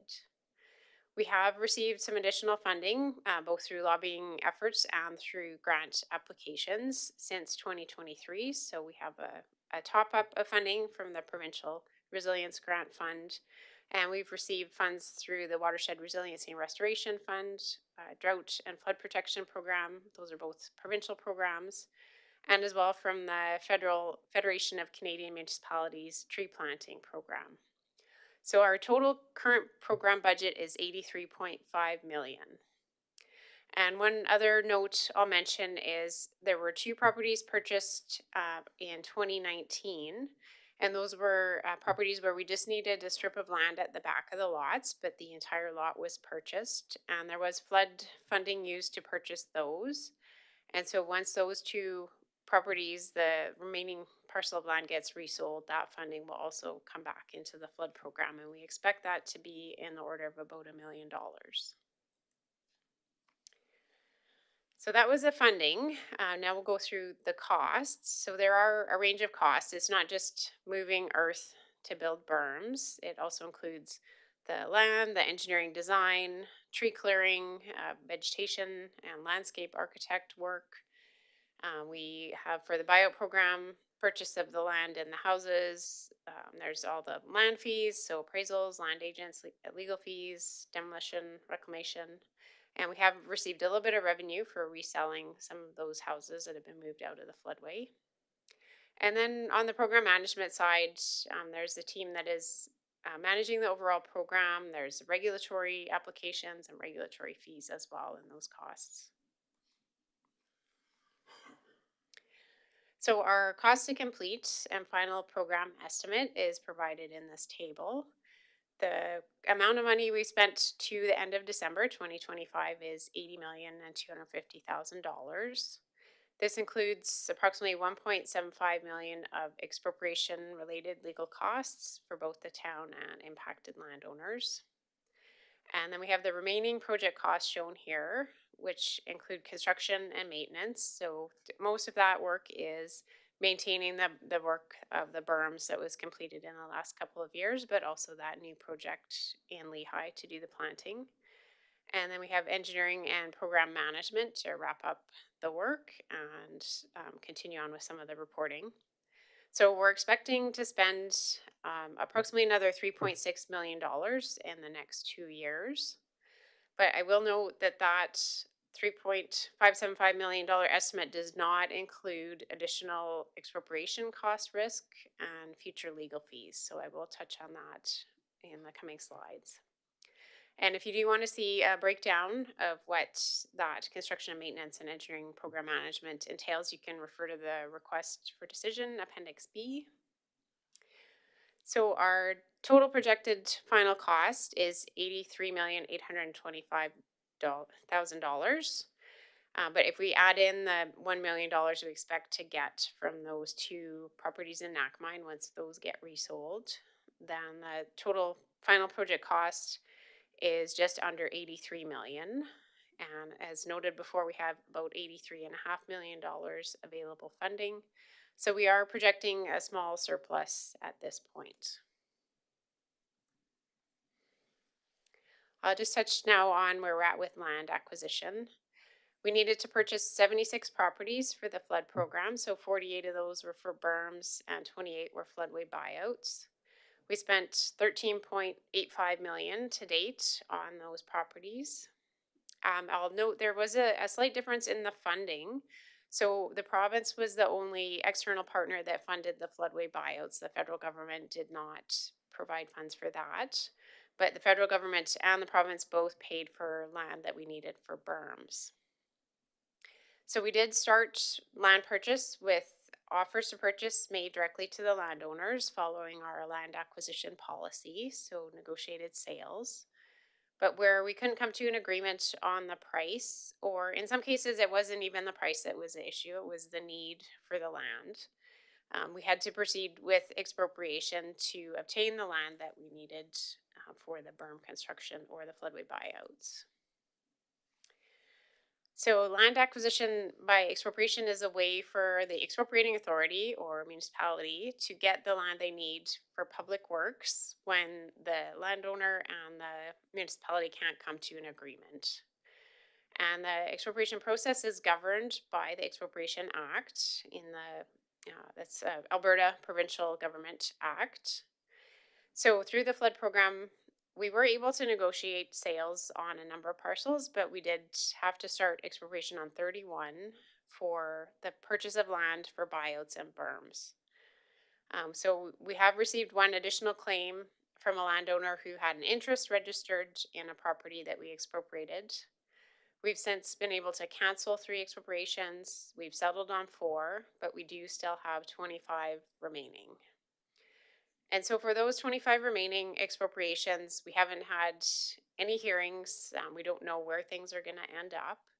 If we were to look at the application for determination of compensation or what the landowner has asked for payment, and add that together with our expected costs to go through a land and property rights tribunal hearing, that worst case would be $16 million, including the claims and the legal fees, above the fair market value that we've already paid. So that, again, that's the worst case that we would expect if all 25 of those expropriations go to land and property rights tribunal hearing. So at this time, we don't know where things are going to end up. We don't know what the actual number is, and we don't know how long all the expropriation proceedings are going to take. We expect that some will settle and that some will go to hearing. So right now we need to have ongoing negotiations with provincial ministers to help fund this extra cost to the program. So in terms of next steps, what's to come, as I mentioned, in Lehigh, we're doing the riparian habitat planting, upland replanting. We're working with the province to update the provincial mapping to take into account the new berms, and that really will help communities where development has been stalled because we don't have protected areas. So those will be coming, expected in May of this year, and the Palliser map updates will follow that. And then maintenance of newly planted trees, shrubs, and vegetation. The contractors will be looking after those for the next 1 to 2 years. And you can see a picture here in the lower right of some of the new trees and shrubs in Rosedale. If you do have concerns about vegetation, if you're worried about weeds or you see trees or shrubs that have died, you can definitely reach out to the flood program through floodreadiness@drumheller.ca. You can call our flood phone number, or we're now also using the town's C-Click fix for tracking those.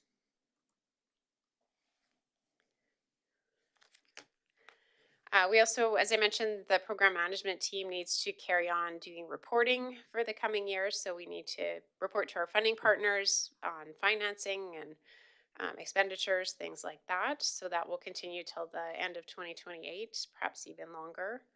And we do need to report to the regulators as well. So on our fish habitat replanting, so for example, in the picture you can see there, we did some replanting along the banks of the Red Deer River near the town's raw water pond.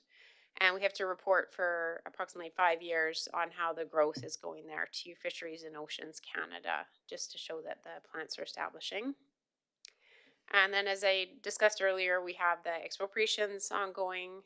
So we have 25 remaining properties to get settled on there. And there'll be work to lobby the province for support to cover any settlements, damages, and awards there. And that could take approximately 3 to 5 years to complete. So just in summary, all of the flood program berms are complete as of November 2025. The contractors will be still in the valley working on maintenance for the next 1 to 2 years. The Lehigh planting program will be the last construction contract that we're running this year, and that is a mandatory regulatory requirement, again, to offset the fish habitat that was impacted by placement of riprap with the recent berm construction. And so that will go ahead this spring. And then again, ongoing expropriation. So administration and council, we need everyone's participation to lobby the provincial government for funding to cover that cost. And again, that could take several years to complete. And then our current provincial and federal funding grants will be spent by the end of 2028. So again, if you have questions, this is how you can reach us.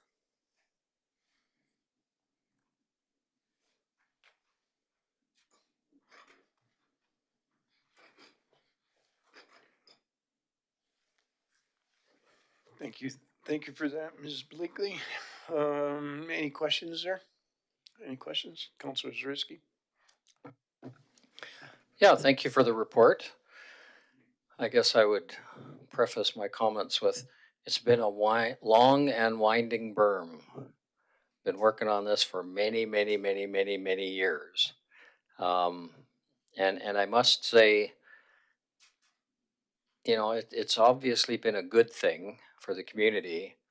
But again, we must feel for those people who were displaced, who had their lives disrupted, had their land taken away. I mean, that's brutal. That really was. And that's very unfortunate. I mean, the greater good, obviously. I mean, we've protected hundreds and hundreds of people's properties. But, you know, we can't forget that this has been very traumatic for a lot of people, unfortunately. So we feel for them, and not too much we can do about it. Just a couple of other things. I mean, when I look at the financial and I look at an $83 million budget, and the town really hasn't had to put in that much money. I mean, that's incredible when you can do a partnership with other levels of government and they're funding like 90% of it or more. That's about the best you can do as a municipality. So I hope people can kind of appreciate that. Yes, it will cost the town money, but nowhere close to what the total has been. The one other thing I just wanted to mention, you don't mention in there the Indigenous consultation. And I was just wondering, is that under the um, regulatory management section? Is that part of that?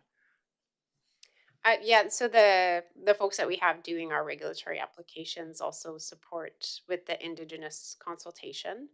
As construction is winding down, we haven't had a significant amount of that happening in the last quarter. So that's one thing I didn't mention.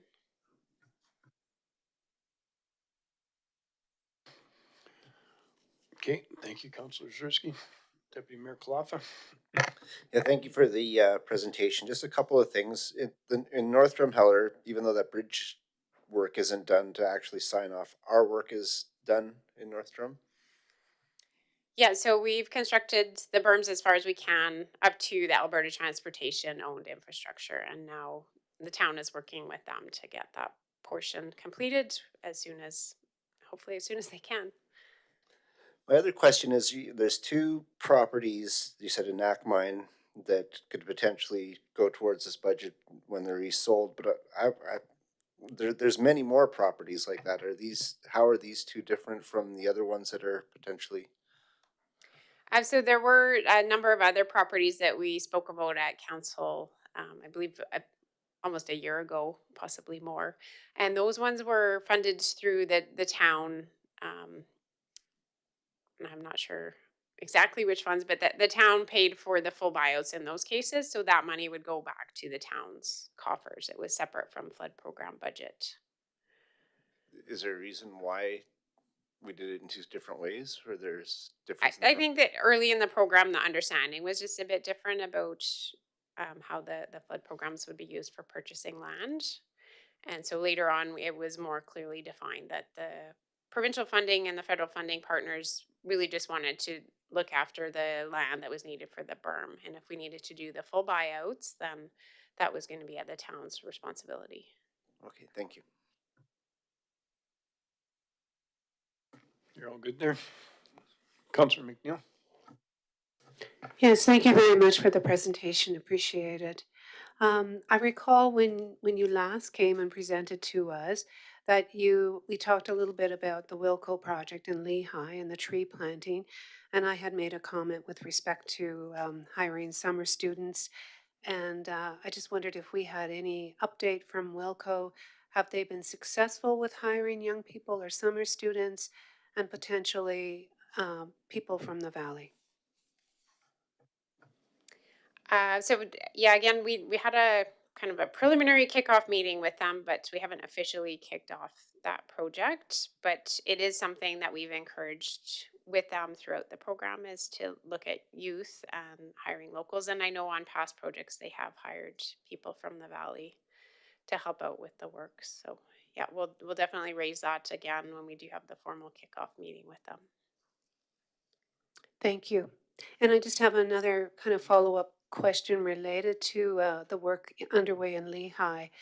Not sure if that particular contractor has considered some Indigenous participation as well, perhaps with a blessing ceremony um, prior to planting. I know I've been involved in several of those in my previous career.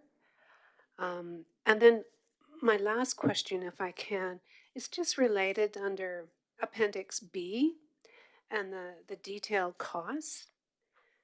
And I'm just curious, under Willow Estates, because I see that that area is done and it's not a lot of dollars, but there's a small amount of money for engineering allocated there. So just curious why that is.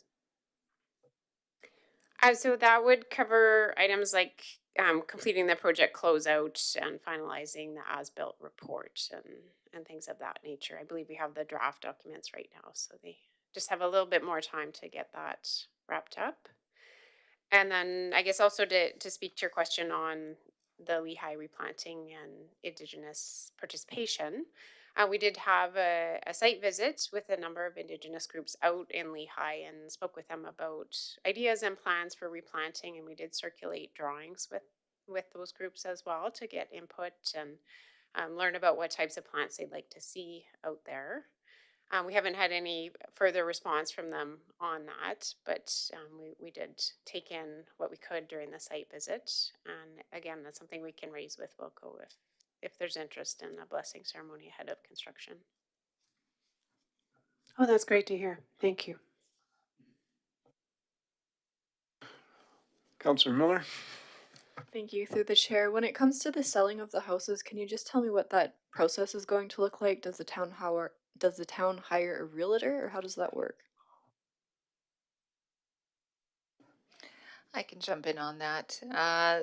Thank you, Councillor Miller. So we actually have a separate report coming to council here. I believe it's the next meeting or the meeting after that, where administration will present to council some different options as far as strategies around the disposal of these properties or the future uses of these properties for your consideration. Thank you. Any further questions? No? Okay, and can I get a motion on this then?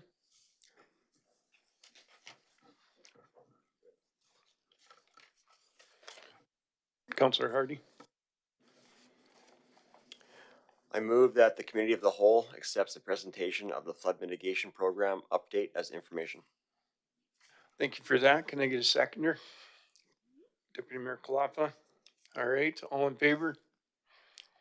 Okay, that's carried. Thank you. Thank you, Ms. Blakely. All right, and now we have our own director of our corporate services, Mr. Town.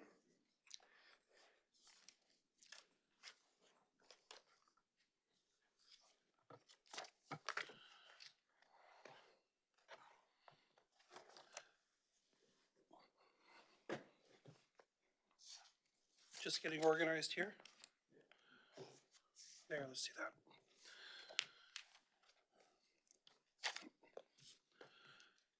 Good evening, Your Worship and Council. I have a couple of reports for her items to discuss this evening. The first one is a discussion. It's an RFD. It's called the Municipal Assessment Category Review, but really what it is it's the ratio of our tax revenues by assessment category or class. We had talked about this during budget deliberations. And is council comfortable with what ratio each class is paying in terms of our total tax pie? And if council wants to see any changes.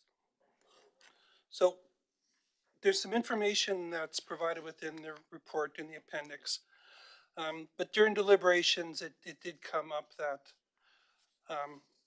there were, and I'm going to break it down. There's basically three significant types of assessment classes and where the revenues are derived. There's residential properties, which includes single family dwellings, multi-unit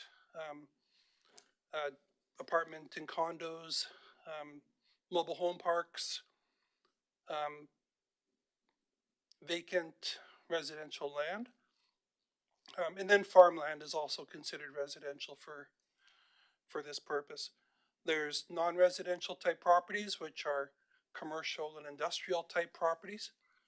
And then there's linear and machinery and equipment type properties. Linear assets are stuff like resource extraction uses, public utilities, so power lines, pipes, telephone lines, etc., substations. And then machinery and equipment is a separate classification, which is, as it says, used for the processing of processing type activities on certain types of lands. So historically, or what's happened is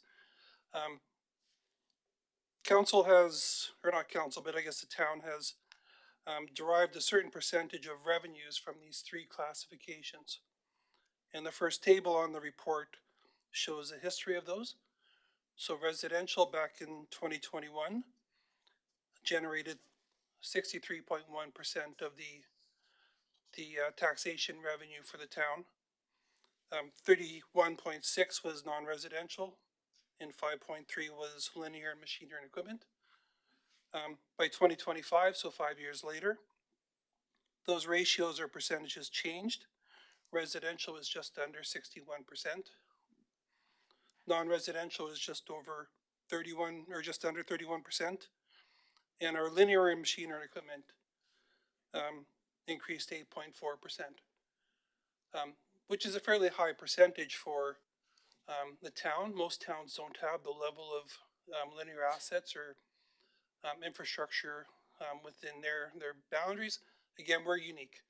Having a large rural area, there's more transmission infrastructure out there, there's more resource infrastructure, and plus significantly, there's a solar farm within our jurisdiction that helps drive those revenues.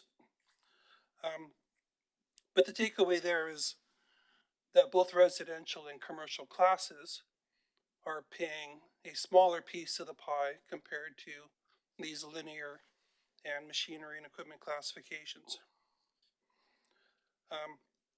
We then pulled similar type municipalities and their information on what ratios they charge. This is also shown in Appendix A of this report. But looking at the averages, we're pretty well in line with what they do, with what our averages or our comps are. The exception being our commercial properties, non-residential properties, pay a smaller slice of the pie, by about 7% compared to the average of our comps, and that's really made up by, again, that linear machinery and equipment classifications. So because we have that, we're able to utilize those tax revenues, and our commercial classification pays a bit less. So the primary question that we're looking at is, based on our current ratios or amounts of revenue derived from each classification, which right now stands at, and I'll be a bit more approximate, about 61% residential, 31% commercial, and about 8.5% linear machinery. Is council comfortable with those ratios, or did council want to see something different as we come into our tax rate bylaw that'll be coming up in May and use to set tax rates for the upcoming year? I understand this is a pretty open-ended question,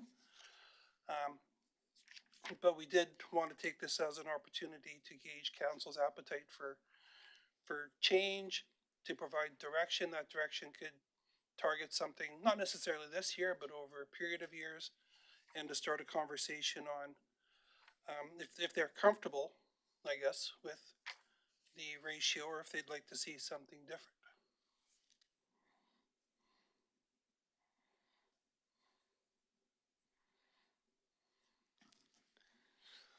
Well, so you put the question to us. Okay. Well, these are based on, like, is this, how long has this been in this balance for how long then? Like, is this just what you walked into and this is how it's all laid in here, or is this something that you've developed? So this is our current status in terms of the revenues derived from these classifications. I guess one of the things I'm getting at is there are some municipalities that will say, we want to achieve this level of revenues from this classification. So they might say we want 1/3 residential, or 2/3 residential, 1/3 commercial as a target. And staff would model the tax rate bylaw to achieve that. That doesn't happen here. I'm not saying it has to happen here, but it is something that some municipalities do. And again, looking to gauge what council feels they want to do on this, on these options before we prepare the tax rate bylaw. The recommendation, or I'll say administratively, looking at this information, because we're in line with what our comparables do, there's probably no reason to change. We're pretty close to what I would say a typical town our size does. So there's no real impetus to make any adjustments or anything drastic, but again, want council to be able to have a discussion and ultimately make that decision.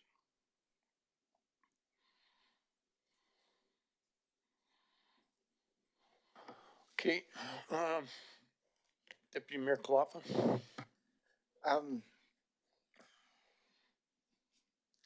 Responding to your question, I'm not sure. In regards to ratios and such, but to fill in the other piece of the equation for me,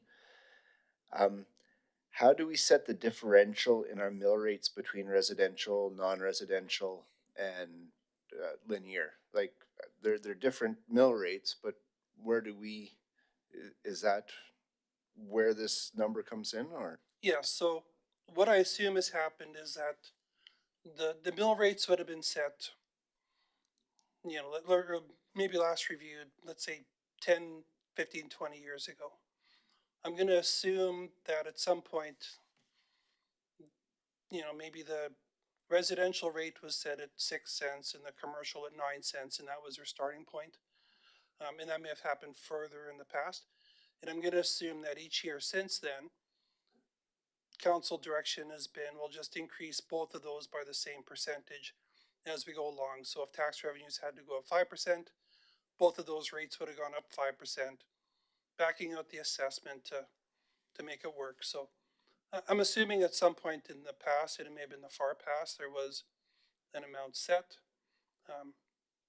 And then it just has changed over time based on prevailing assessments versus the required tax changes to achieve the town's goals of hitting a certain revenue number. So the ratio that we're discussing is set in the mill rate, is where it's recognized. That's just the way it works out. So it's not necessarily set. and maybe this is something that happens in more with rural. So you see it with rural municipalities where if you look at their residential rate versus their commercial rate or non-residential rate, sometimes they have a very clear um, amount showing, and there's other factors in play where they have to have a minimum tax rate.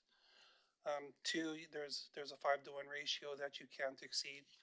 Um, and so it's possibly more of a rural municipality um, target where they try to have these amounts rates set up as a target amount. And again, I'm not.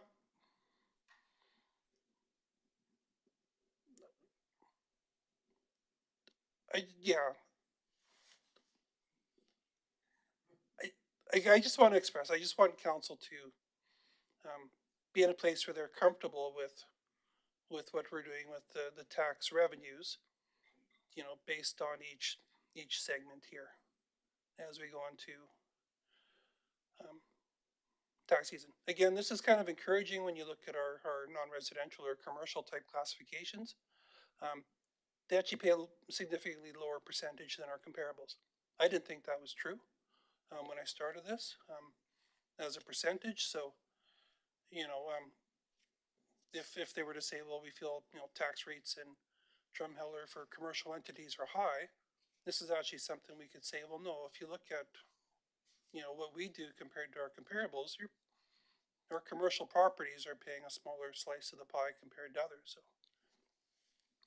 And I think that's an important component in remaining competitive. At the same time, we don't want to put too much of that burden of being competitive on the residents themselves. And I think, it's encouraging to see that we had the assessment increasing, especially because bringing on assets that are into our assessment. So I'm probably pretty comfortable with this right now, but I know this will come back to council. So, Councilor Zarisky. Yeah, a little bit of background. Kind of the reason that these percentages are the way they are had to do, first of all, what we've all heard was residents pay too much taxes. So we tried to think of a way to reduce that a little bit. Um, the other in the other thing that we have in Drumheller, of course, is we don't have an awful lot of industry. Um, you look at a place like Sherwood Park and they got Refinery Row. Well, they don't have hardly anything for residential taxes because the industry pays a lot. So we didn't have a lot of industry. Well, what happened was we got the solar farm, and the solar farm made a significant difference. And so that actually allowed us to reduce the residential a little bit, keep the commercial fairly competitive, because the solar farm pays a good chunk of taxes. And so that's kind of the way it is. We don't have a lot of commercial, so we do have a little bit of an incentive there for commercial. We have reduced the residential a little bit. So that was kind of the thought process behind that.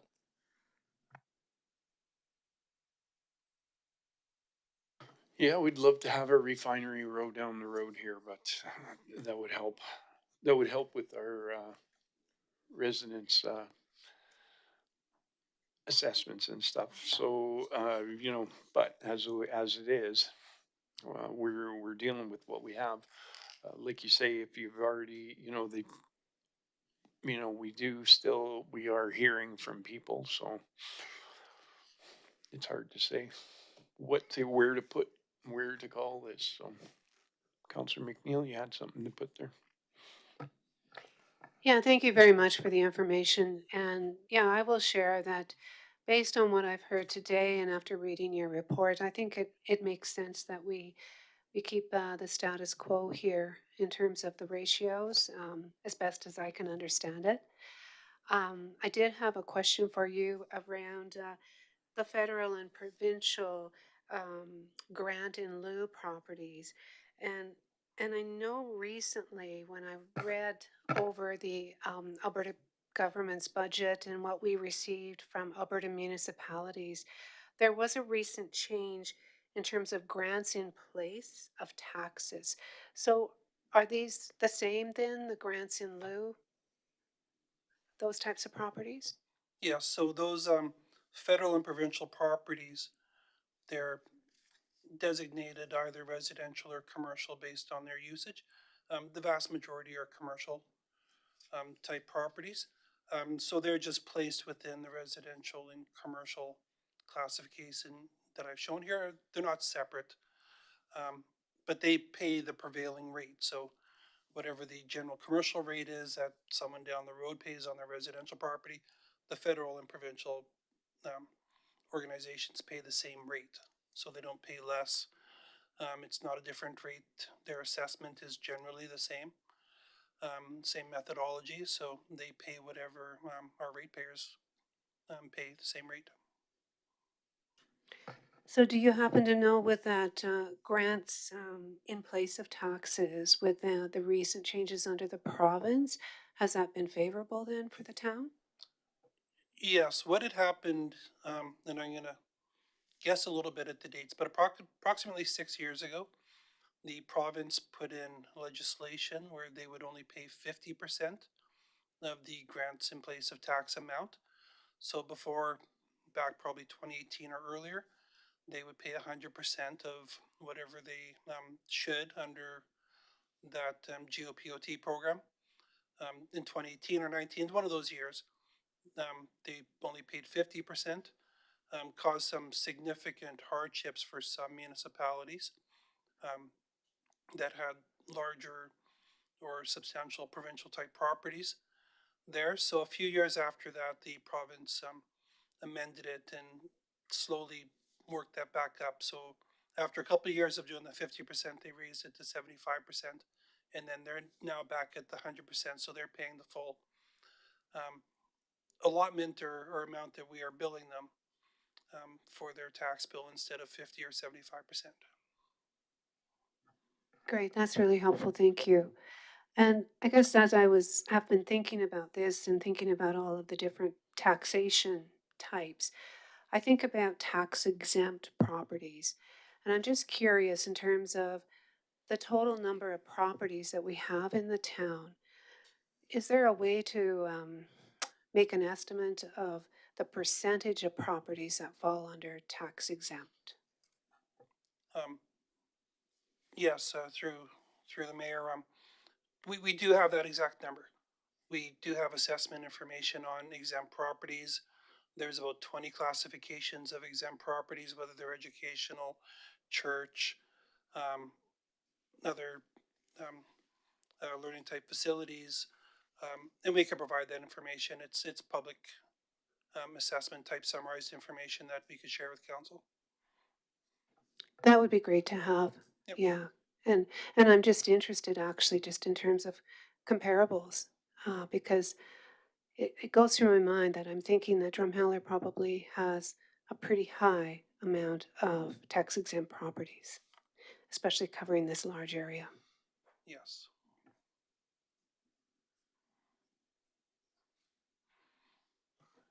Any other questions? No other questions? Can I get someone to make a motion here then?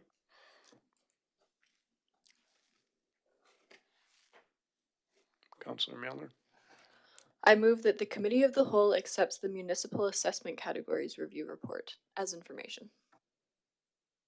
Thank you for that. Can I get a seconder? Councillor McNeil. All in favor? Okay. All in favor of the carries. All right. Thank you for that. And now we have, is that the end of our show? What do we got? Oh, there, I'm looking right at it. We have 5.2.2 reserve policy guidance, and you're going to be the man on the seat there too, Mr. Town. Yes. Thanks again, Your Worship. If you thought the last conversation was open-ended, well, buckle up. So before council this evening is a report seeking guidance before the administration brings back a reserve policy. So just by way of history, the town does not currently have a reserve policy, nor anything that really formally discusses reserves. There is a capital financing policy which is attached, and it's really attached because staff or administration is going to look to rescind this spring. Also, it was done in 2004 with information from 2006 as a kind of capital funding fiscal framework type information, which was valid at the time, but it's dated, and the information in there is within the policy, and the actual plan is dated and not relevant. But that policy does discuss reserves and what reserve balances the town has, but not really formally. It says there's a water reserve and a building reserve and an equipment reserve, but it doesn't really formally show those through policy or by motion. So we're looking to have a reserve policy come before council in the next few months, probably before summer, to formalize this. This is a really a reporting function. Whatever council does decide at the end of the day are the reserves that will show up on our financial statements. And by way of information in Appendix A, it does show the current reserves that we have identified for financial statement purposes. So what staff are looking for before we, sorry, I'm just looking for a page, before we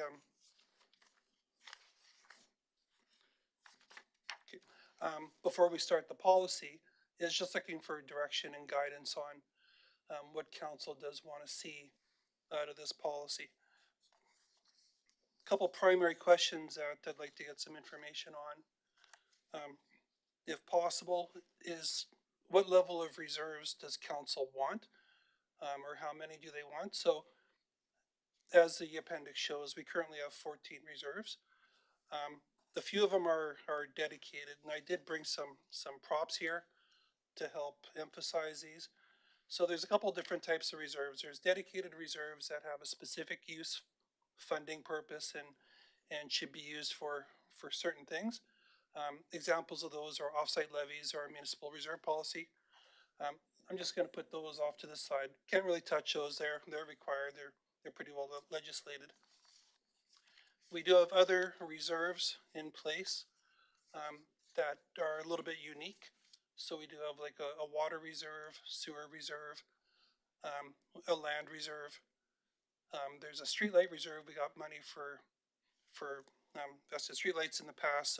So these are kind of have their own unique funding, their own uses, and they're discreetly used for certain things. So they probably shouldn't be touched. The final question is, we do have about 5 or 6 non-discrete reserves. So we have equipment reserves, transportation reserves, building reserves. Does council want to maintain those, or does council just want a singular reserve? Knowing that we could track discrete functions within these reserves, we do have that within our financial software. So an example of that is right now we do have monies that we're putting aside for tourism type capital ventures through the proceeds of our parking program. We are able to track those. Does council want to see that as a separate item? Do they still want to continue to see these as separate, or do they want them or consider them consolidated? Financially, it doesn't matter much to administration. There's ultimately no real reason to have separate reserves. If we do, let's say we have a building reserve or an equipment reserve that we're going to draw from to do something. We're doing a major construction, and this is the reserve. If there's not enough money in there, we're just taking from another one and putting into the reserve and transferring. So it's a question of, does council want several of these discrete type reserves that shows that we're saving money for stormwater, buildings, equipment, or just one larger capital reserve that lumps everything together, knowing that, you know, these are the town's resources.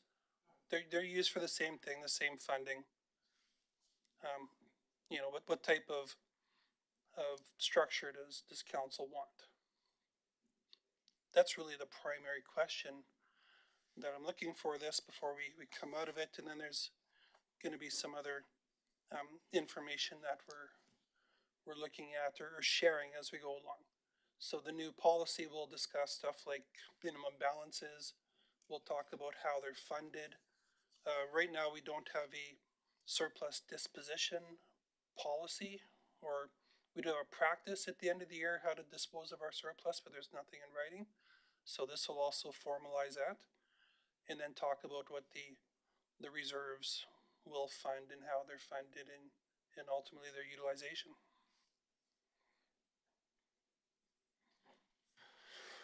Councilor Zaritsky. So first question, why do we need reserves? So reserves are essentially the savings of the town. They're monies that council puts aside for operating or capital type projects. And that's where our year-end surplus washes into to be used for either operating or capital projects in upcoming years. So they're our bank account, for lack of a better word. So why don't we have just two reserves, one operational and one capital? So with the Seniors Foundation, for example, that's what we got. We got an operational reserve which covers budget deficiencies. We have a capital reserve that covers the water heater goes out, whatever. Yep. And that seems to work fairly well. Through the mayor, that is an option, to just have an operating reserve and a capital reserve. Again, I suggest that you do have some of these other reserves at water, sewer, for example, are the primary examples where they do have their own funding sources. There's other users involved. So, but in terms of the town's needs, an operating and a capital reserve would be sufficient. We could track things within there rather than having multiple type reserves that really just fund our operating or capital needs and we utilize as needed.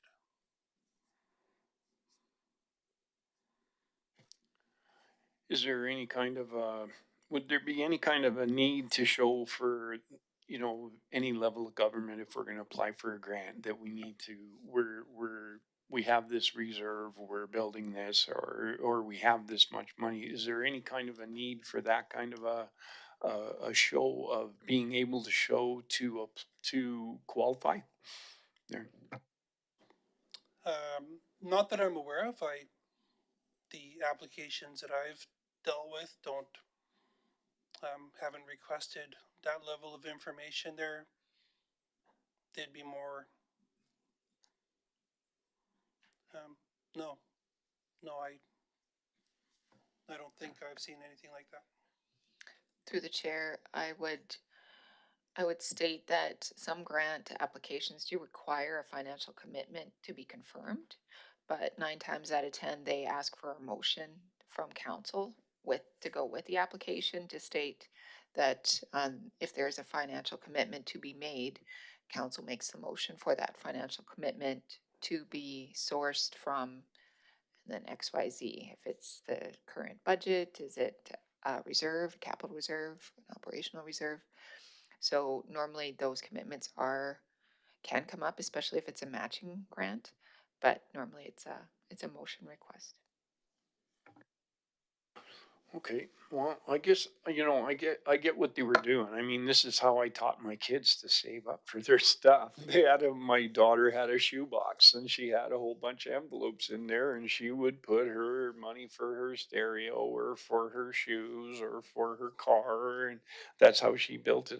And I get what they're doing here, but and looking at, you know, I look back at all these, you know, have you ever done anything with those numbers that they have? Because what is that, 2004 or 2002 when they did this whole tax structure thing, have you done up anything with their, cause I was looking at it and it's all a projection over the years of, did they ever actually meet any of the milestones that they had set in there? I don't know. I didn't review it to that level. My cursory review, and these things need to be updated regularly. Um, so it looks like it was done once. I think the numbers were a little low, and insufficient again for our capital needs even at the time. Um, so I'm going to assume that it was done. There was probably some changes made for capital funding at the time. And then generally, it was probably used, but generally abandoned after some initial changes or funding was done and dealt with.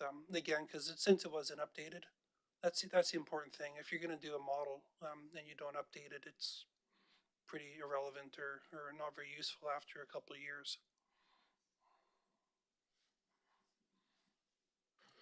Deputy Mayor Kalafa? I think this makes sense to, you know, streamline this to a certain extent. Like there are, you say that the required reserves, water and wastewater, I kind of like them having their own reserves. I don't know if that's even an option or not, but like just because it is, we want that to fund itself.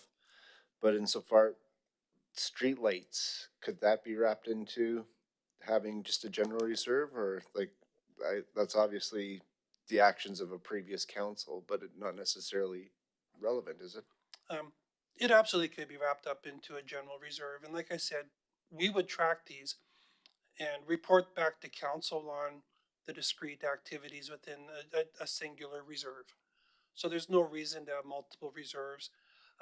Again, when the monies were received for streetlights, there was probably a visibility reason to show it separately, and I understand that. Like, the public sees that optics are important, but there's other ways to show that too. Yeah, and to me, it also seems like there's probably a little bit more flexibility in having just a more of a singular or a streamlined set as well. Because if we have got different reserves and you did need to draw on the others, would that take, either a motion from council, like if you're working on the roads and you got to take some from the sewer to finish it, like, Yes, absolutely. Any changes to reserves would either require a motion of council or um, through the budget process. So there are budgetings we do for our reserves, and those are done as a fact through council accepting the budget. But anything outside of that I'd look for a motion from council. so to me, it makes sense to try to streamline this as we go forward.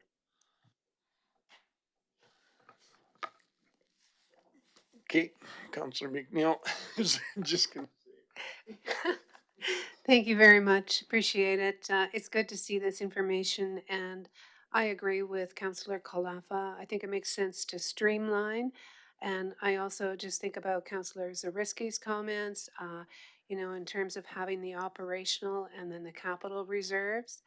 But then certainly, I think that water, wastewater, they need to be kept separate. I also will note that I believe Sandstone, the Drumheller Housing Administration, has a vested interest in that particular reserve, so that I believe needs to be separate. Through the mayor, yes, we could do that.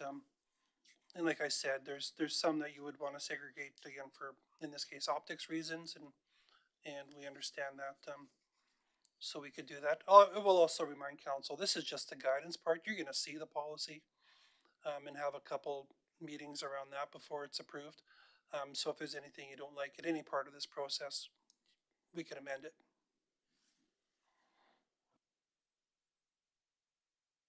Councillor Miller? Thank you, through the chair. In your report, there's a mention of external sources. What would be reserve contributions from an external source?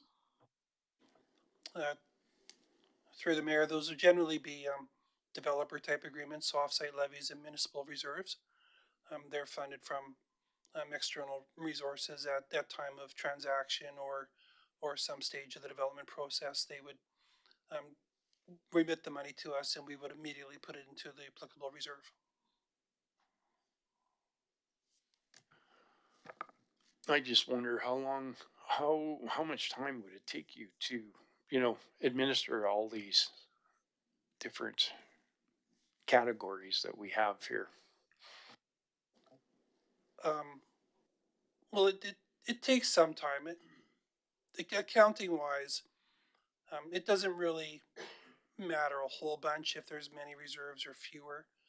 It's just extra tabs on a spreadsheet that we end up showing and flowing through and summarizing. So fewer again would be a little simpler, but it's not so onerous that it's a deterrent if it's set up one way or the other. All right, so you had a good point there with sandstone needing to show a different thing. So maybe we got to look at it if you're looking at it into categorizing things. With a little bit of his and a little bit of hers, and that use that for the breakdown of our, of your categories, and go with it from there. Yep. All right, Councilor Risky.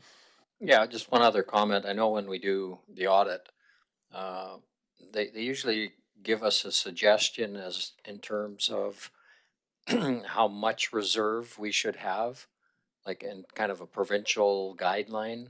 Are we kind of in that guideline in terms of the overall amount that we have compared with our budget and assets and all that accounting stuff? Through the mayor, I did pull some information again looking at our comparables. So again, probably 7 smaller towns, 7 larger towns. And our reserve balances were generally higher than the average. So, and even our reserve balance was higher in 2024. It was 19 million. It'll be closer to 14 million by the end of this year. And again, there was large capital projects that have been done over the last year, and that was identified to council when during budget approval last year or 2 years ago. So, but even looking at our reduced balance, I don't know what the average was, but we were above the average of our direct comparables. Okay, thank you for that, Mrs. Campbell. So talking about best practices when it comes to an operational reserve, best rule of thumb is to be able to be operational should the floor fall out for at least 6 months.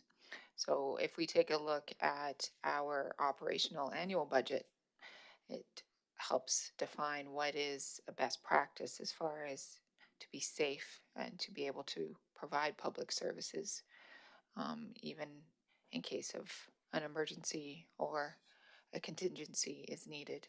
So 6 months is definitely my recommendation. I prefer a year, but I'm a very conservative person.